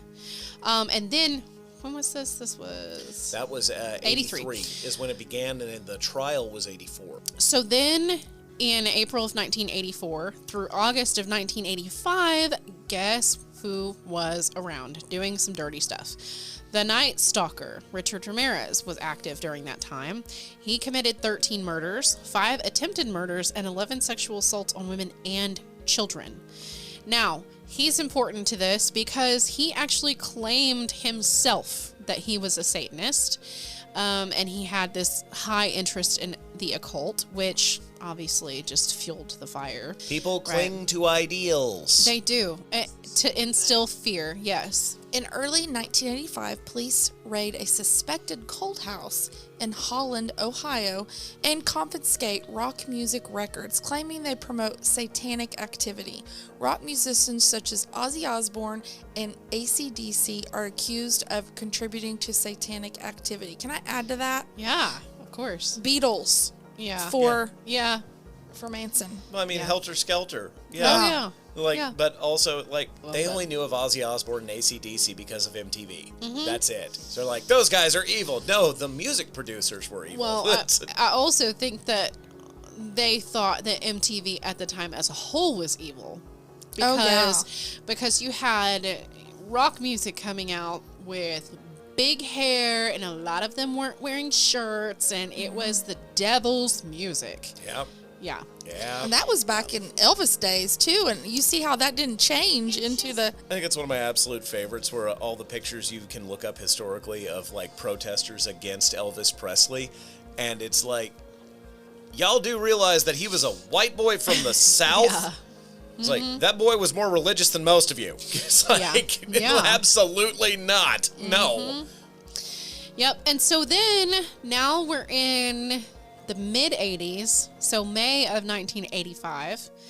The news program 2020, which has been running that long, yes. Oh, yeah. 2020. Ran a segment on satanic worship that described animal mutilations. Satanic worship and animal mutilations. Clearly, quote, clearly used in some kind of bizarre ritual, end quote.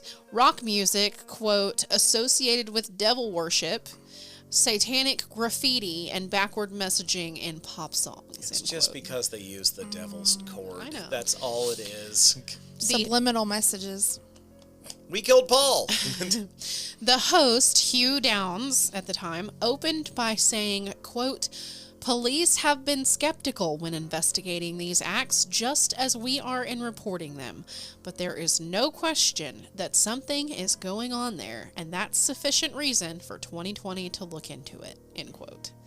That's how you say one thing and make everybody hear whatever they want. I know, exactly. That's how you do it. I mean, they did literally say, we think this is horse shit, but then... But we'll let you decide. Yes, exactly. Please exactly. keep watching our show. Like, they still did the episode on it, Fueling the Fire. So... Well, yeah.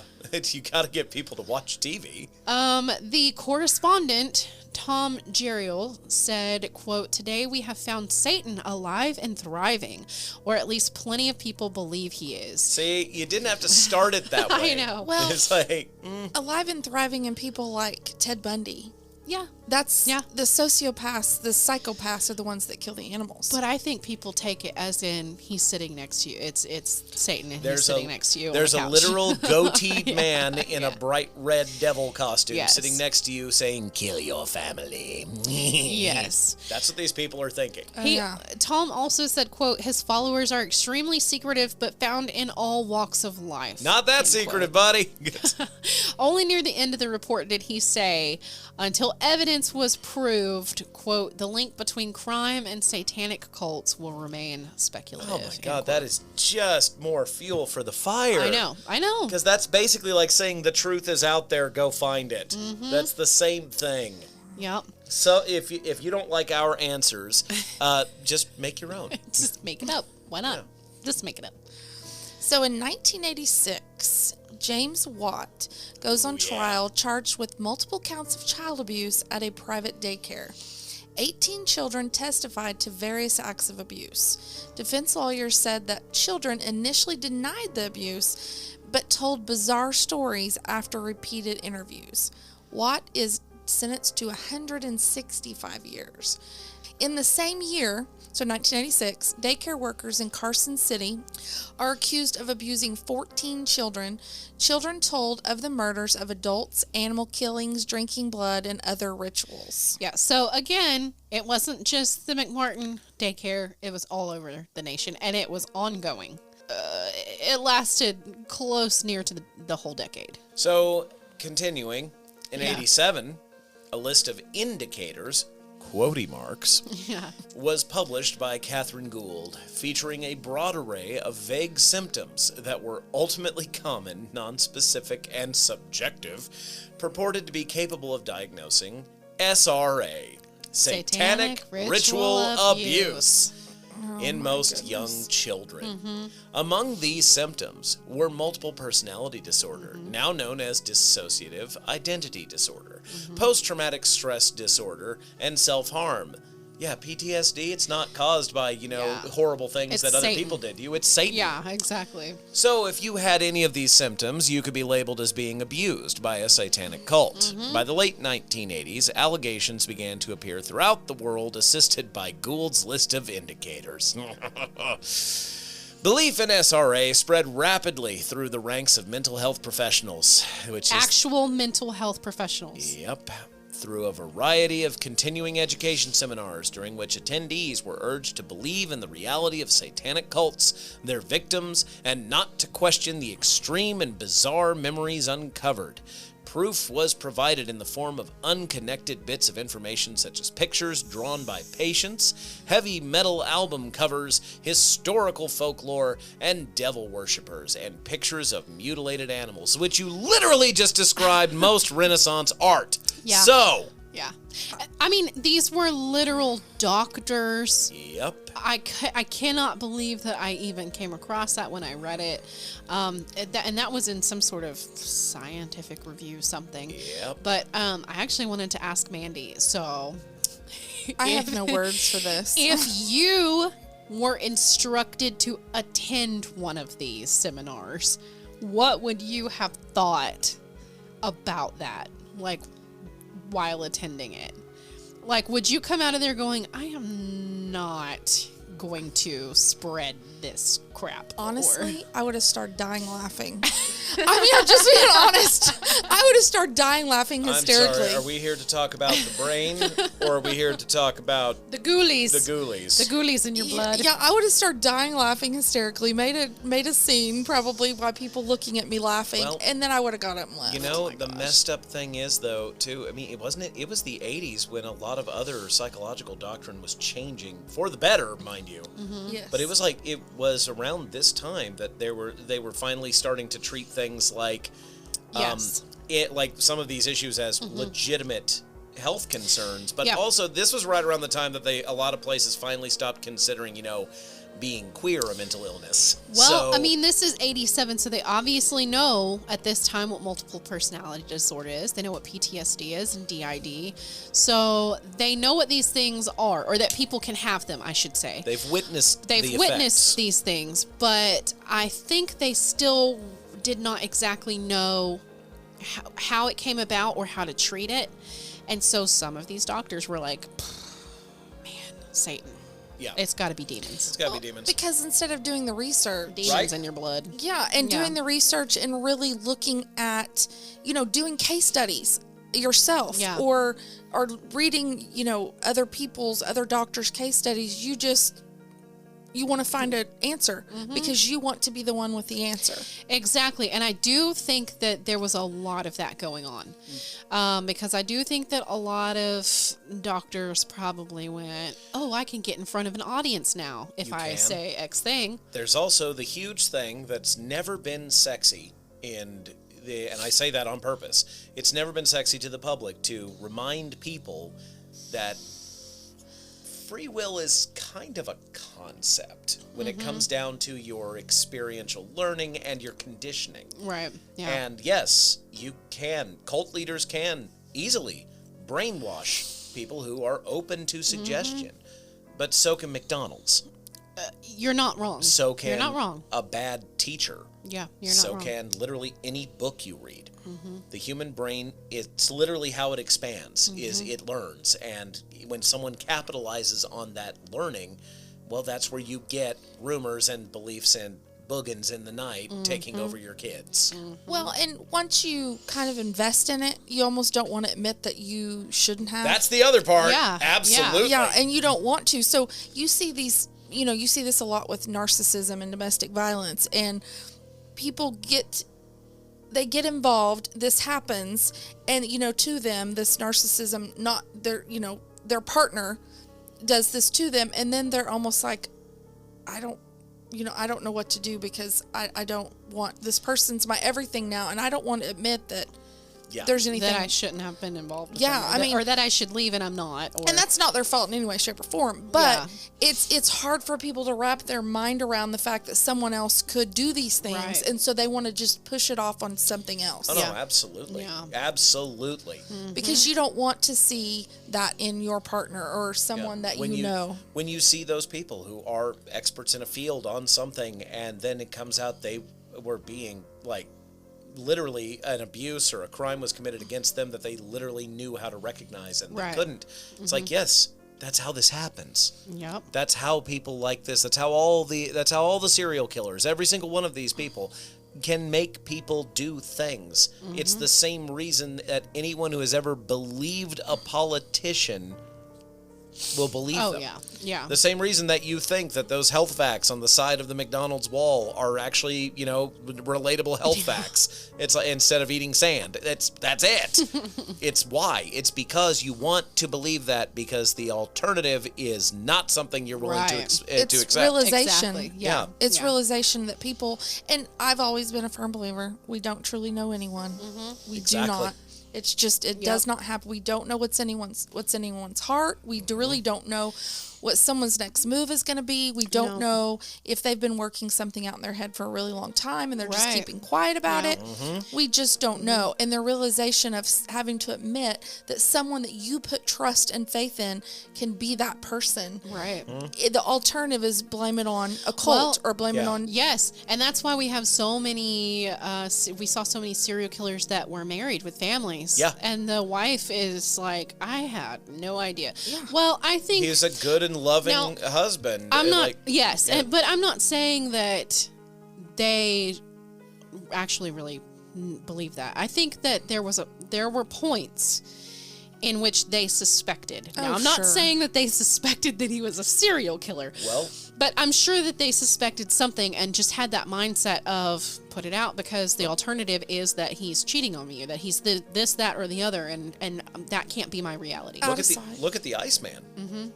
Look at the Iceman, criminal mafia hitman, who literally had the same wife, his 2 or 3 daughters, and the only thing they knew was that Daddy had a temper. Yeah. But he never ever did anything towards his family. Right, and this is a dude who literally admitted when he was finally arrested for something over like 120 murders. Oh my God. Yeah, he was paid to do it, but this is a dude who admitted, is like, I never felt a damn thing with any of them. It's like, and when asked, wait, why didn't you ever take anything out on your family doing psychological profiles on them, was the only times he'd get mad, because they were his family. Yeah. It's like, you don't understand people's convictions and what they are capable of. No, and you have to remember that some of this might be conditioning, some of it might be situational. You never know how someone's going to react in a situation that you have both never been in before together. Exactly. And so, it's... Unfortunately, too, the problem is with realizing that is then you get a bunch of people afraid of everybody, and then the cycle goes over again. Yeah. Yes.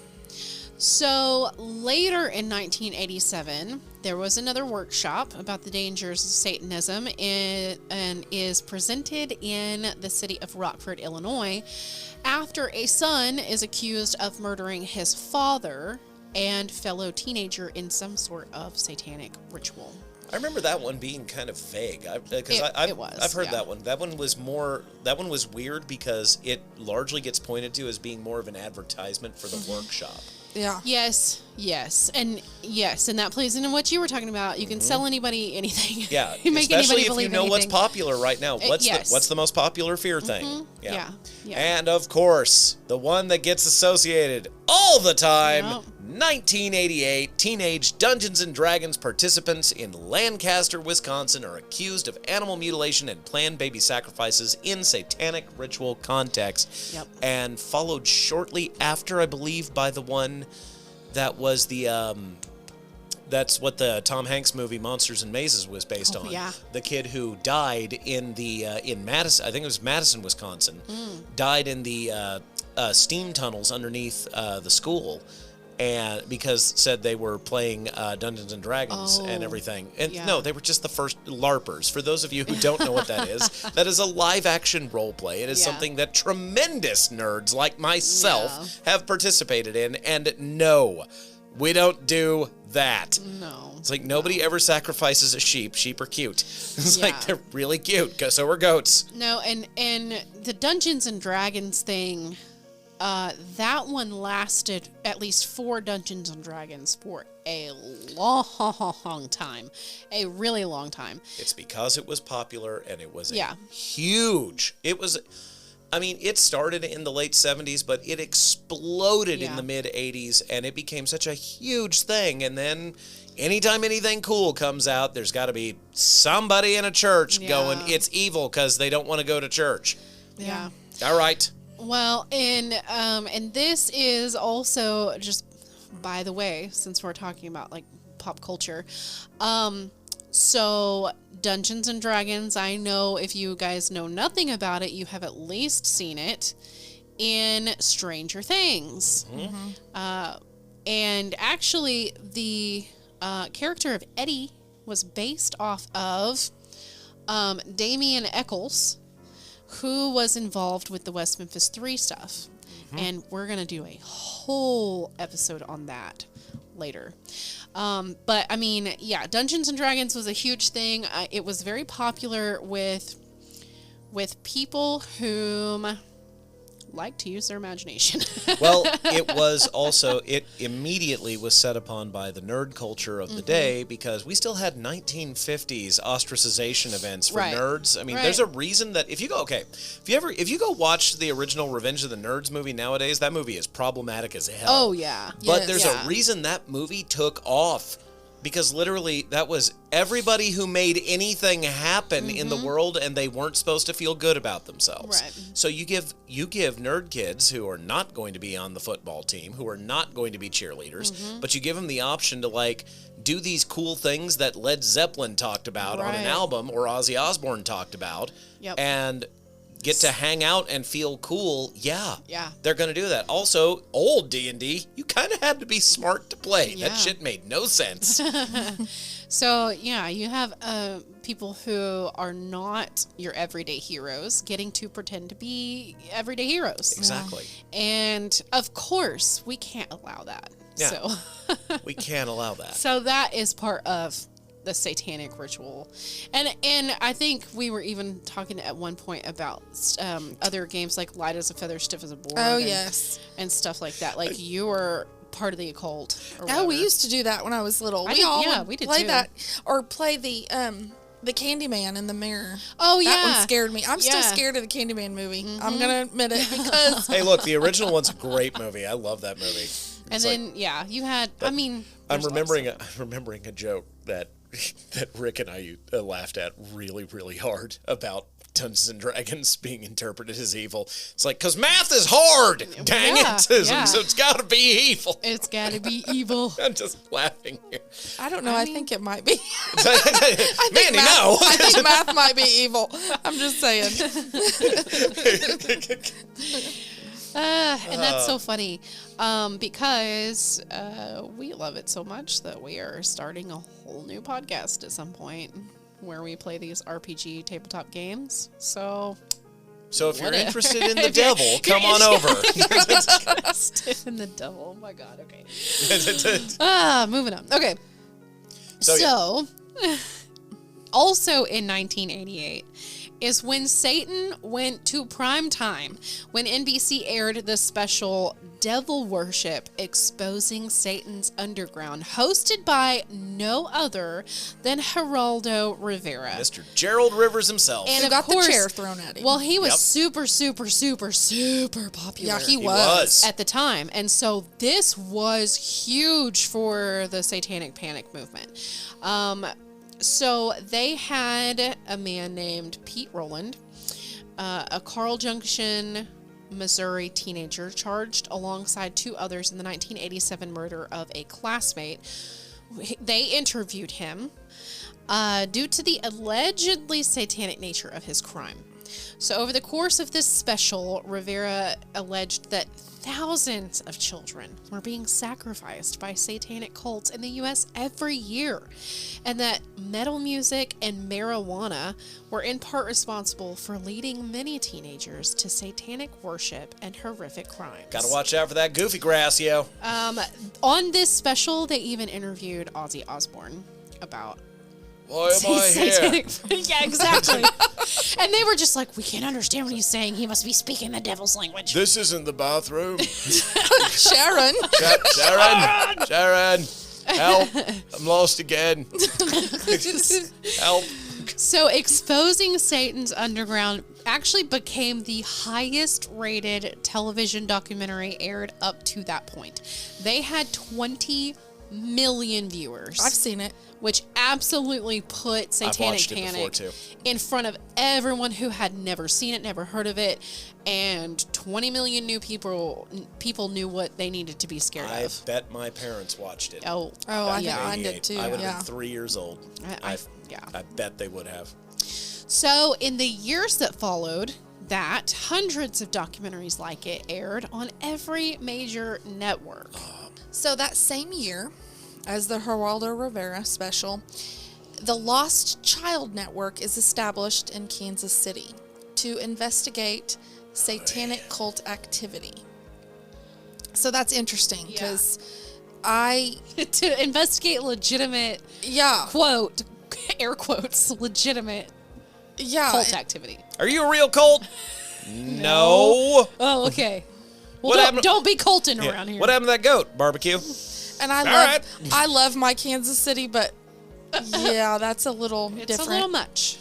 So in 1989, Oprah Winfrey featured Michelle Smith and Laurel Rose Wilson, other authors of a satanic ritual abuse survivor memoir, on her program, uncritically warning her millions of viewers about the danger that satanic cults pose to their children. That's late 80s Oprah Winfrey. That is 89 Oprah. That is the pinnacle. That's the pinnacle. Of Oprah in the zeitgeist. And if Oprah said this is happening, yeah. People were like, "Oh, yes, it is." Yeah, they talked about it on Oprah. Yeah, exactly. Yeah. And after what became the longest and most expensive trial in U.S. criminal case history, all the accused in the McMartin Preschool affair were acquitted. Finally acquitted. In 1990, a jury acquitted the McMartin Preschool defendants on some charges and deadlocked on others, saying it was impossible to determine the truth from the children's testimony. A second prosecution ended in a mistrial. Prosecutors, having spent $15 million already, dropped the case. Kyle Zerpolo, one of the former McMartin students who made allegations to the police, stated to the Los Angeles Times, "I lied. It was an ordeal. I remember thinking to myself, I'm not going to get out of here unless I tell them what they want to hear." And there it is. Because they put 80s Southern California police investigators in the same room with children. Well, I mean, pressuring them. You just look at any other coerced confession or coerced witness statements. Also, these were children? Yes. Here's something super easy. You just go, well, those other kids said this. Yeah. And that's why, as a school counselor, when I was a school counselor, the first rule of thumb was do not lead. Yeah. Yeah. Because children will just go with Children it. Yes, they want a will. leader. Yes. They need a leader in especially when they're in that developmental stage of, if this is preschool, that's anywhere from like 4 to 6 at that point. That is when that mind is developing. So influential. They need a leader. And if you show up as a police officer, someone they've seen and been told this is a police officer. An authority figure. Yeah, you're going to tell them the truth. But if the truth doesn't look good enough, which is the way, an investigation kind of goes, then that kid's going to try to make the truth. And I have no doubt that 99% of it was leading. Oh, yeah. Absolutely. Because I've seen it firsthand where I've been in the room with police officers and children. And I always ask open-ended questions because you want them to you don't want to lead them by saying, that's what happened, right? Yeah. You don't want to do that. And they'll go, uh-huh. Yeah, Because- exactly, yeah. It's or I don't know. Yeah. I guess. Yeah. Yeah. So then in 1991, we have the arrest of Jeffrey Dahmer. Oh, Jeffy. Did not make matters any better because it quickly reignited the fear of Satan and the occult because he was a cannibal, right? Yeah. We knew that we found out that he was eating people and we didn't know how to mentally cope with that. Thou shalt not be weird, Jeffrey.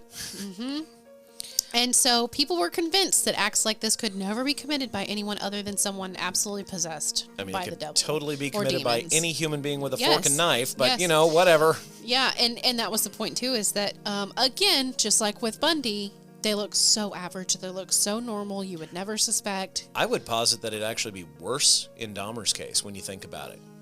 Because... He looked way average. Well, it's worse than... If you look at Bundy, Bundy looks like the epitome of normal guy that you have no reason to make fun of, you have no reason to attack or anything.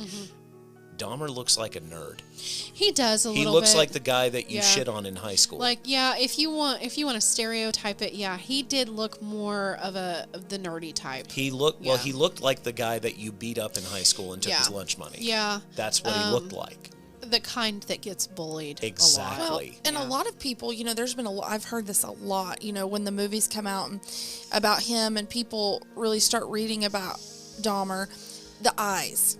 That feeds into the devil, thing, because people don't understand he really did put in contacts in his eyes. Right. But people think that his eyes just changed to that. Yeah. And so when you explain, no, that was contacts. Yes, Yeah. he actually did wear yellow contacts. But people think it's the devil thing coming out. 1991 was around the first time that cosmetic contacts like that were available to the public. So People thought that he was legitimately demonically possessed because he had yellow it's one of the eyes. reasons why in like any television show nowadays, people are automatically creeped out by a demon character with yellow eyes. Right, That's the whole reason why is Jeffrey Dahmer. It all goes back. Like it's so crazy, and that's the reason why I put all of this stuff together, is because everything correlates to each other, really stemming together, a big fat web. The only ghost that's real is the zeitgeist, yo. Well, and what gets me is that these crimes are all horrible, every single one of them. But when you think about Dahmer and you think about this demon that's in his eyes, and then you're like, well, he put it in contacts. You're like, duh, duh, duh. You know what I mean? It just kind of takes that sensationalism out of it. Yeah. And, and we can't have that. No. We have to have it's sensationalism. got to be a devil. How are you not more afraid by someone putting that much effort into it? That's really scary. Yes. How did nobody notice them putting that much effort into these things? You hit that just right, what I always say, that truth is a lot scarier. It really is. It really than is. fiction. I absolutely pander to that every single day, and it's actually not even due to the EMT side of things. It's because when I was a kid, I made a mistake that I guess ruined me from society. The public library used to have a book that was one of the oldest books on card magic and how to do magic. Oh, yeah. It has nothing to do with doing tricks. It has to do with how to manipulate people. Right. And it's one of those that it just blew up for me. It was like, wait a minute. I wasn't looking at that hand. Yep. Oh my God! The whole diversion, Perception. Perception. Yes. And yeah, it gets really scary, when you think it's Exactly. like, oh God, that book's from the 1800s. How people can really manipulate. Exactly. Yeah. Well, and there was. Oh boy, here we go.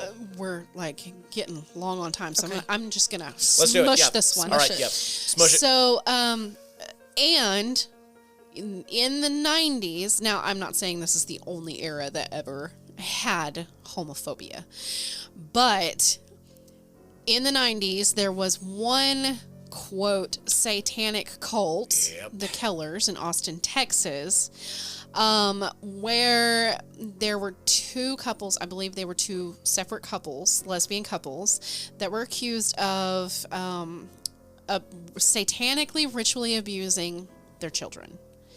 And they were actually convicted for it. They were convicted. They did a lot of time. There was only physical evidence against the Kellers in the form of testimony, again, that stands on what the children were saying and how they were being manipulated by investigators and stuff like that. So there's a lot going on at this time where it almost seems like if it's not normal, if we don't like it, if we don't approve of it, we're just going to blame it on Satan. We're going to blame it on the devil, and we're going to prosecute them and say that they're horrible Weren't the people. Kellers the ones accused of literally mutilating a baby? There was a lot of things that they said that they did. Yeah, is. Here's some of the things that they said that they did. Okay, baptizing their children in blood and disemboweled pets. Forcing their children and other children to drink blood, decapitating and chopping up a baby at some point, which no one ever found, and putting the remains in a swimming pool and then making the children swim in that swimming pool. At one point, and this is so freaking crazy, at one point they are said to have stolen a baby gorilla from a park or a zoo and cut off one of its fingers and did something with it, ate it. I don't know what they did with it. They apparently also like to dress in robes. They dug weird graves in cemeteries to hide dead animals. They were caught by a passerby who was shot, and then they carved that guy up with a chainsaw, and they buried his parts all over the place. It was insane. It was insanity. And these were things they said during the trial that they had gathered from children's testimonies. And there's no way that, I understand that children have crazy imaginations, but there's no way they didn't lead these kids. There's no way. Plus, there's also the trips to Mexico things, the government military bases. What now? Yes, yeah, and yes, that was another thing. And these people actually spent 21 years in prison. They got 48-year sentence and weren't released until 2013. One of the couples was eventually awarded $3 million for a wrongful conviction. But if you look at newer articles, you will see that it was heavily based around homophobia. Heavily. It very much was. Yeah. Because the most recent addition to the Satanic Panic in the early 90s was Don't Ask, Don't Tell. Yeah, yeah. So then in 92, the National Center for Analysis of Violent Crime released an official booklet entitled Investigator's Guide to Allegations of Ritual Child Abuse. And it wasn't just America. Police patrolled the streets of Martinsville, Saskatchewan, Canada with assault rifles because of rumors that Satanists were coming to attack their town. Later that year, FBI agent Kenneth Lanning, who is really should be hailed as a superhero in this whole tale. Oh, yeah. Because he's an FBI agent, eventually released this exhaustive report where he investigated decades of stuff. And it was a report on the presence of satanic ritual abuse in America. Okay. His conclusion was that there wasn't any. That there never was any, ever. He said, quote, hundreds of communities all over America are run by mayors, police departments, and community leaders who are practicing Satanists and who regularly murder and eat people. Not likely. end quote. He found that there was no evidence of any real or actual occult sacrifice ever happening in the U.S. ever, despite the extremely widespread belief in such activities. And to be honest, I haven't found a single one either. And I mean some sort of real cult, satanic sacrifice. It just doesn't exist. It never happened. His report concluded that the vast majority of child testimonies regarding satanic ritual abuse stemmed from some combination of urban legends, child imagination, and overzealous interveners who would push children toward desired answers during questioning. So again, leading. Yeah. And then in early 93, you have the Siege of Waco. Again in 93, you have a survey by the American Bar Association on children and the law. They found that 26% of prosecutors reported handling at least one case with elements of alleged ritual abuse. That these people were just being alleged. Hundreds of people were accused. Some of them convicted. Some of them saw, prison time.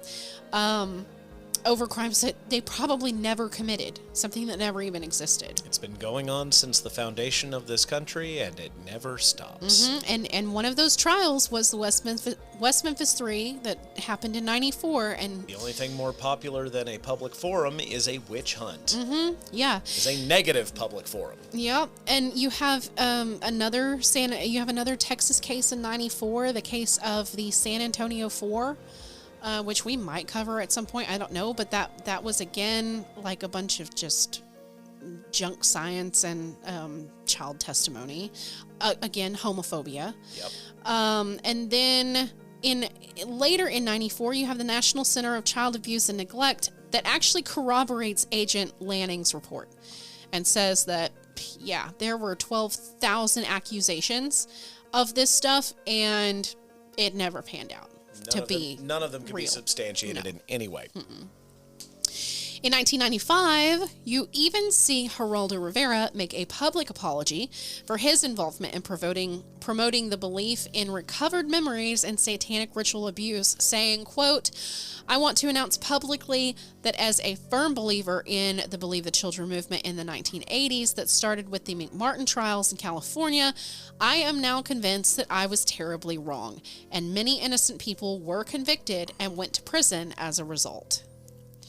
I wonder if that had to do with his wife getting in trouble for the bombing. Probably. Who knows?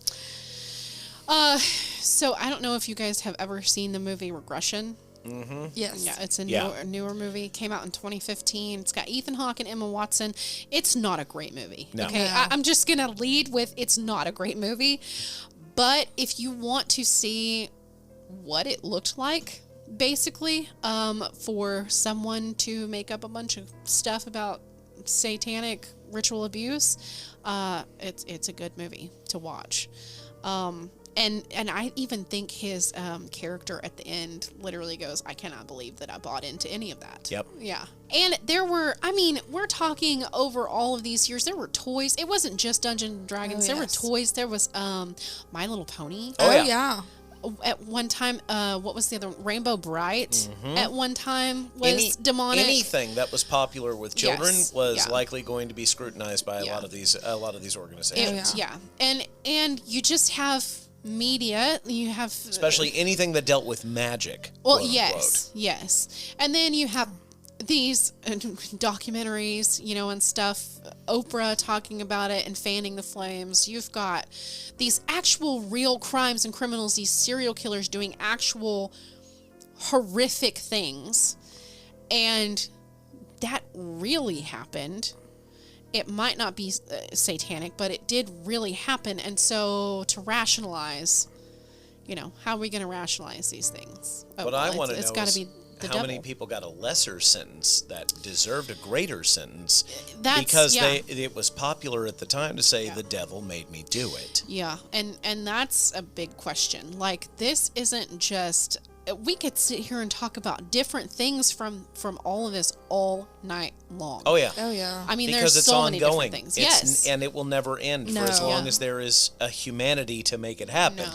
that's the case. This is the nature of humankind. And Yeah. as long as there's something to be blamed on. Yes. And so that's my big ending question for both of you. Simon, I'm going to let you answer first. Do you believe that satanic panic is still present today? Absolutely. Because I don't believe that it's just a recent thing. No. The I don't concept of a satanic panic in these regards, it's because of human nature to need an answer for the bad things. Because not everybody has the mental fortitude to be able to sit down and go, that bad thing happened because that bad thing happened. Right. And some people can't. They just can't. And I get that. But I also understand that there's plenty of other people who are capable of capitalizing on the people who Right. can't grasp those things. Right. That's right. So yes. Which is why we had so many cults as well during these times. We had Heaven's Gate, we had, Jonestown, we had stuff like that happening, and Pick your poison. Yes, exactly. Yeah. I mean, no pun intended. No, I'm just Yeah. kidding. But I mean, It wasn't a pun, it was an insult. that's literally the epitome of people feeding into other people's fears, telling them that we know it's scary out there. So come be with us and we'll fight the scary together. Yeah, we'll keep you safe. At least you're on the good side. Yeah. Now, And so you're absolutely right. And pick a historical record that doesn't talk about that thousands of years ago. Yeah. What's good, what's bad. There you go. Yeah, and that's the thing about it too, is that Mandy, you and I were talking about this the other day because her daughter was writing a thing for her school. We were talking about gaming, just in general, gaming, and about how gaming and violence correlate. And I don't think it does. Not at all. I don't think video games make you violent. Violence has been around since the dawn of man. We did not need video games 100 years ago for, pinning bad things on other things like that is somebody who is too scared to admit that humanity is capable of being Ted Bundy. Well, I mean, just a couple hundred years ago, we were burning people at the stakes. Video gaming or just tabletop gaming did not invent that concept, and it does not promote that concept. It doesn't make that happen. It just makes that happen for you because you don't want to bother with what your kid is interested in. Exactly. People use it as a face, as a shield. Exactly. Yes, to do bad things. Just like they used Satanic Panic. When you have a shield like that, that you can hide behind to do bad things, then you can find almost justification in yourself Oh, absolutely. why you're doing it. It's like, this one's not as bad as the other one. Yeah, and I really think a lot of people that, do killings and do bad things, that's what they think in their head is, you know what? It's not that bad because I believe this. And they convince themselves to believe it.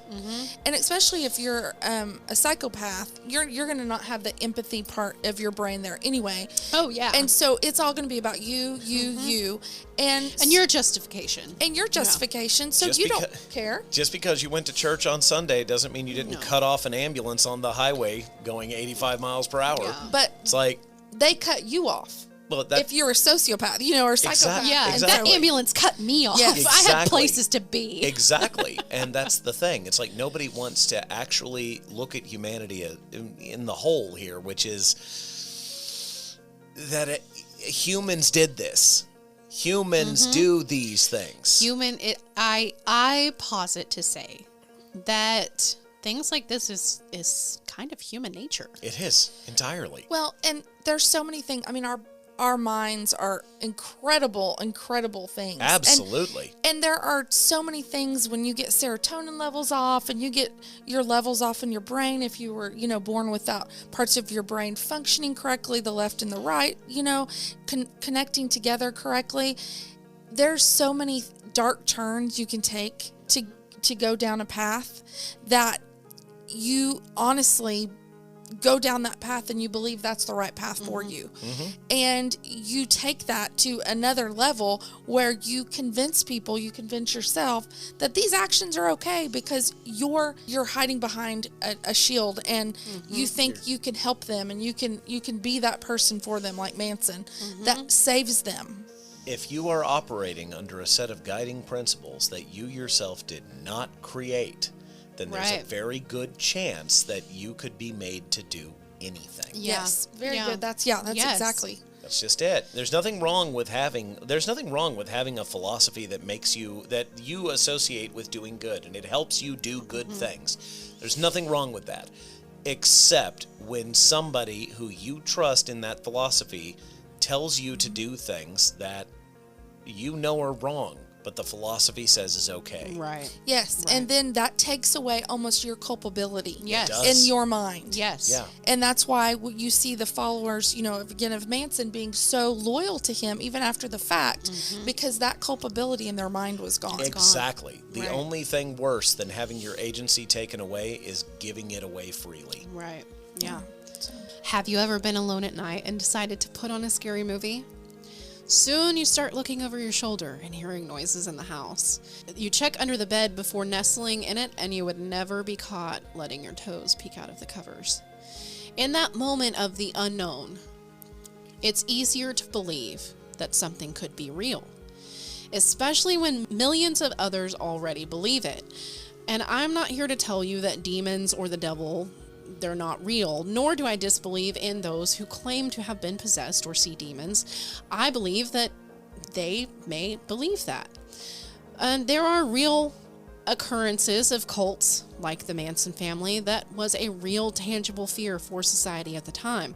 But claiming that listening to certain songs that have subliminal messaging or dabbling in the occult in any way will bring on demons, to me, isn't a viable worry that we should bestow upon ourselves. For me, the real evil lies in the actions of man, not the devil.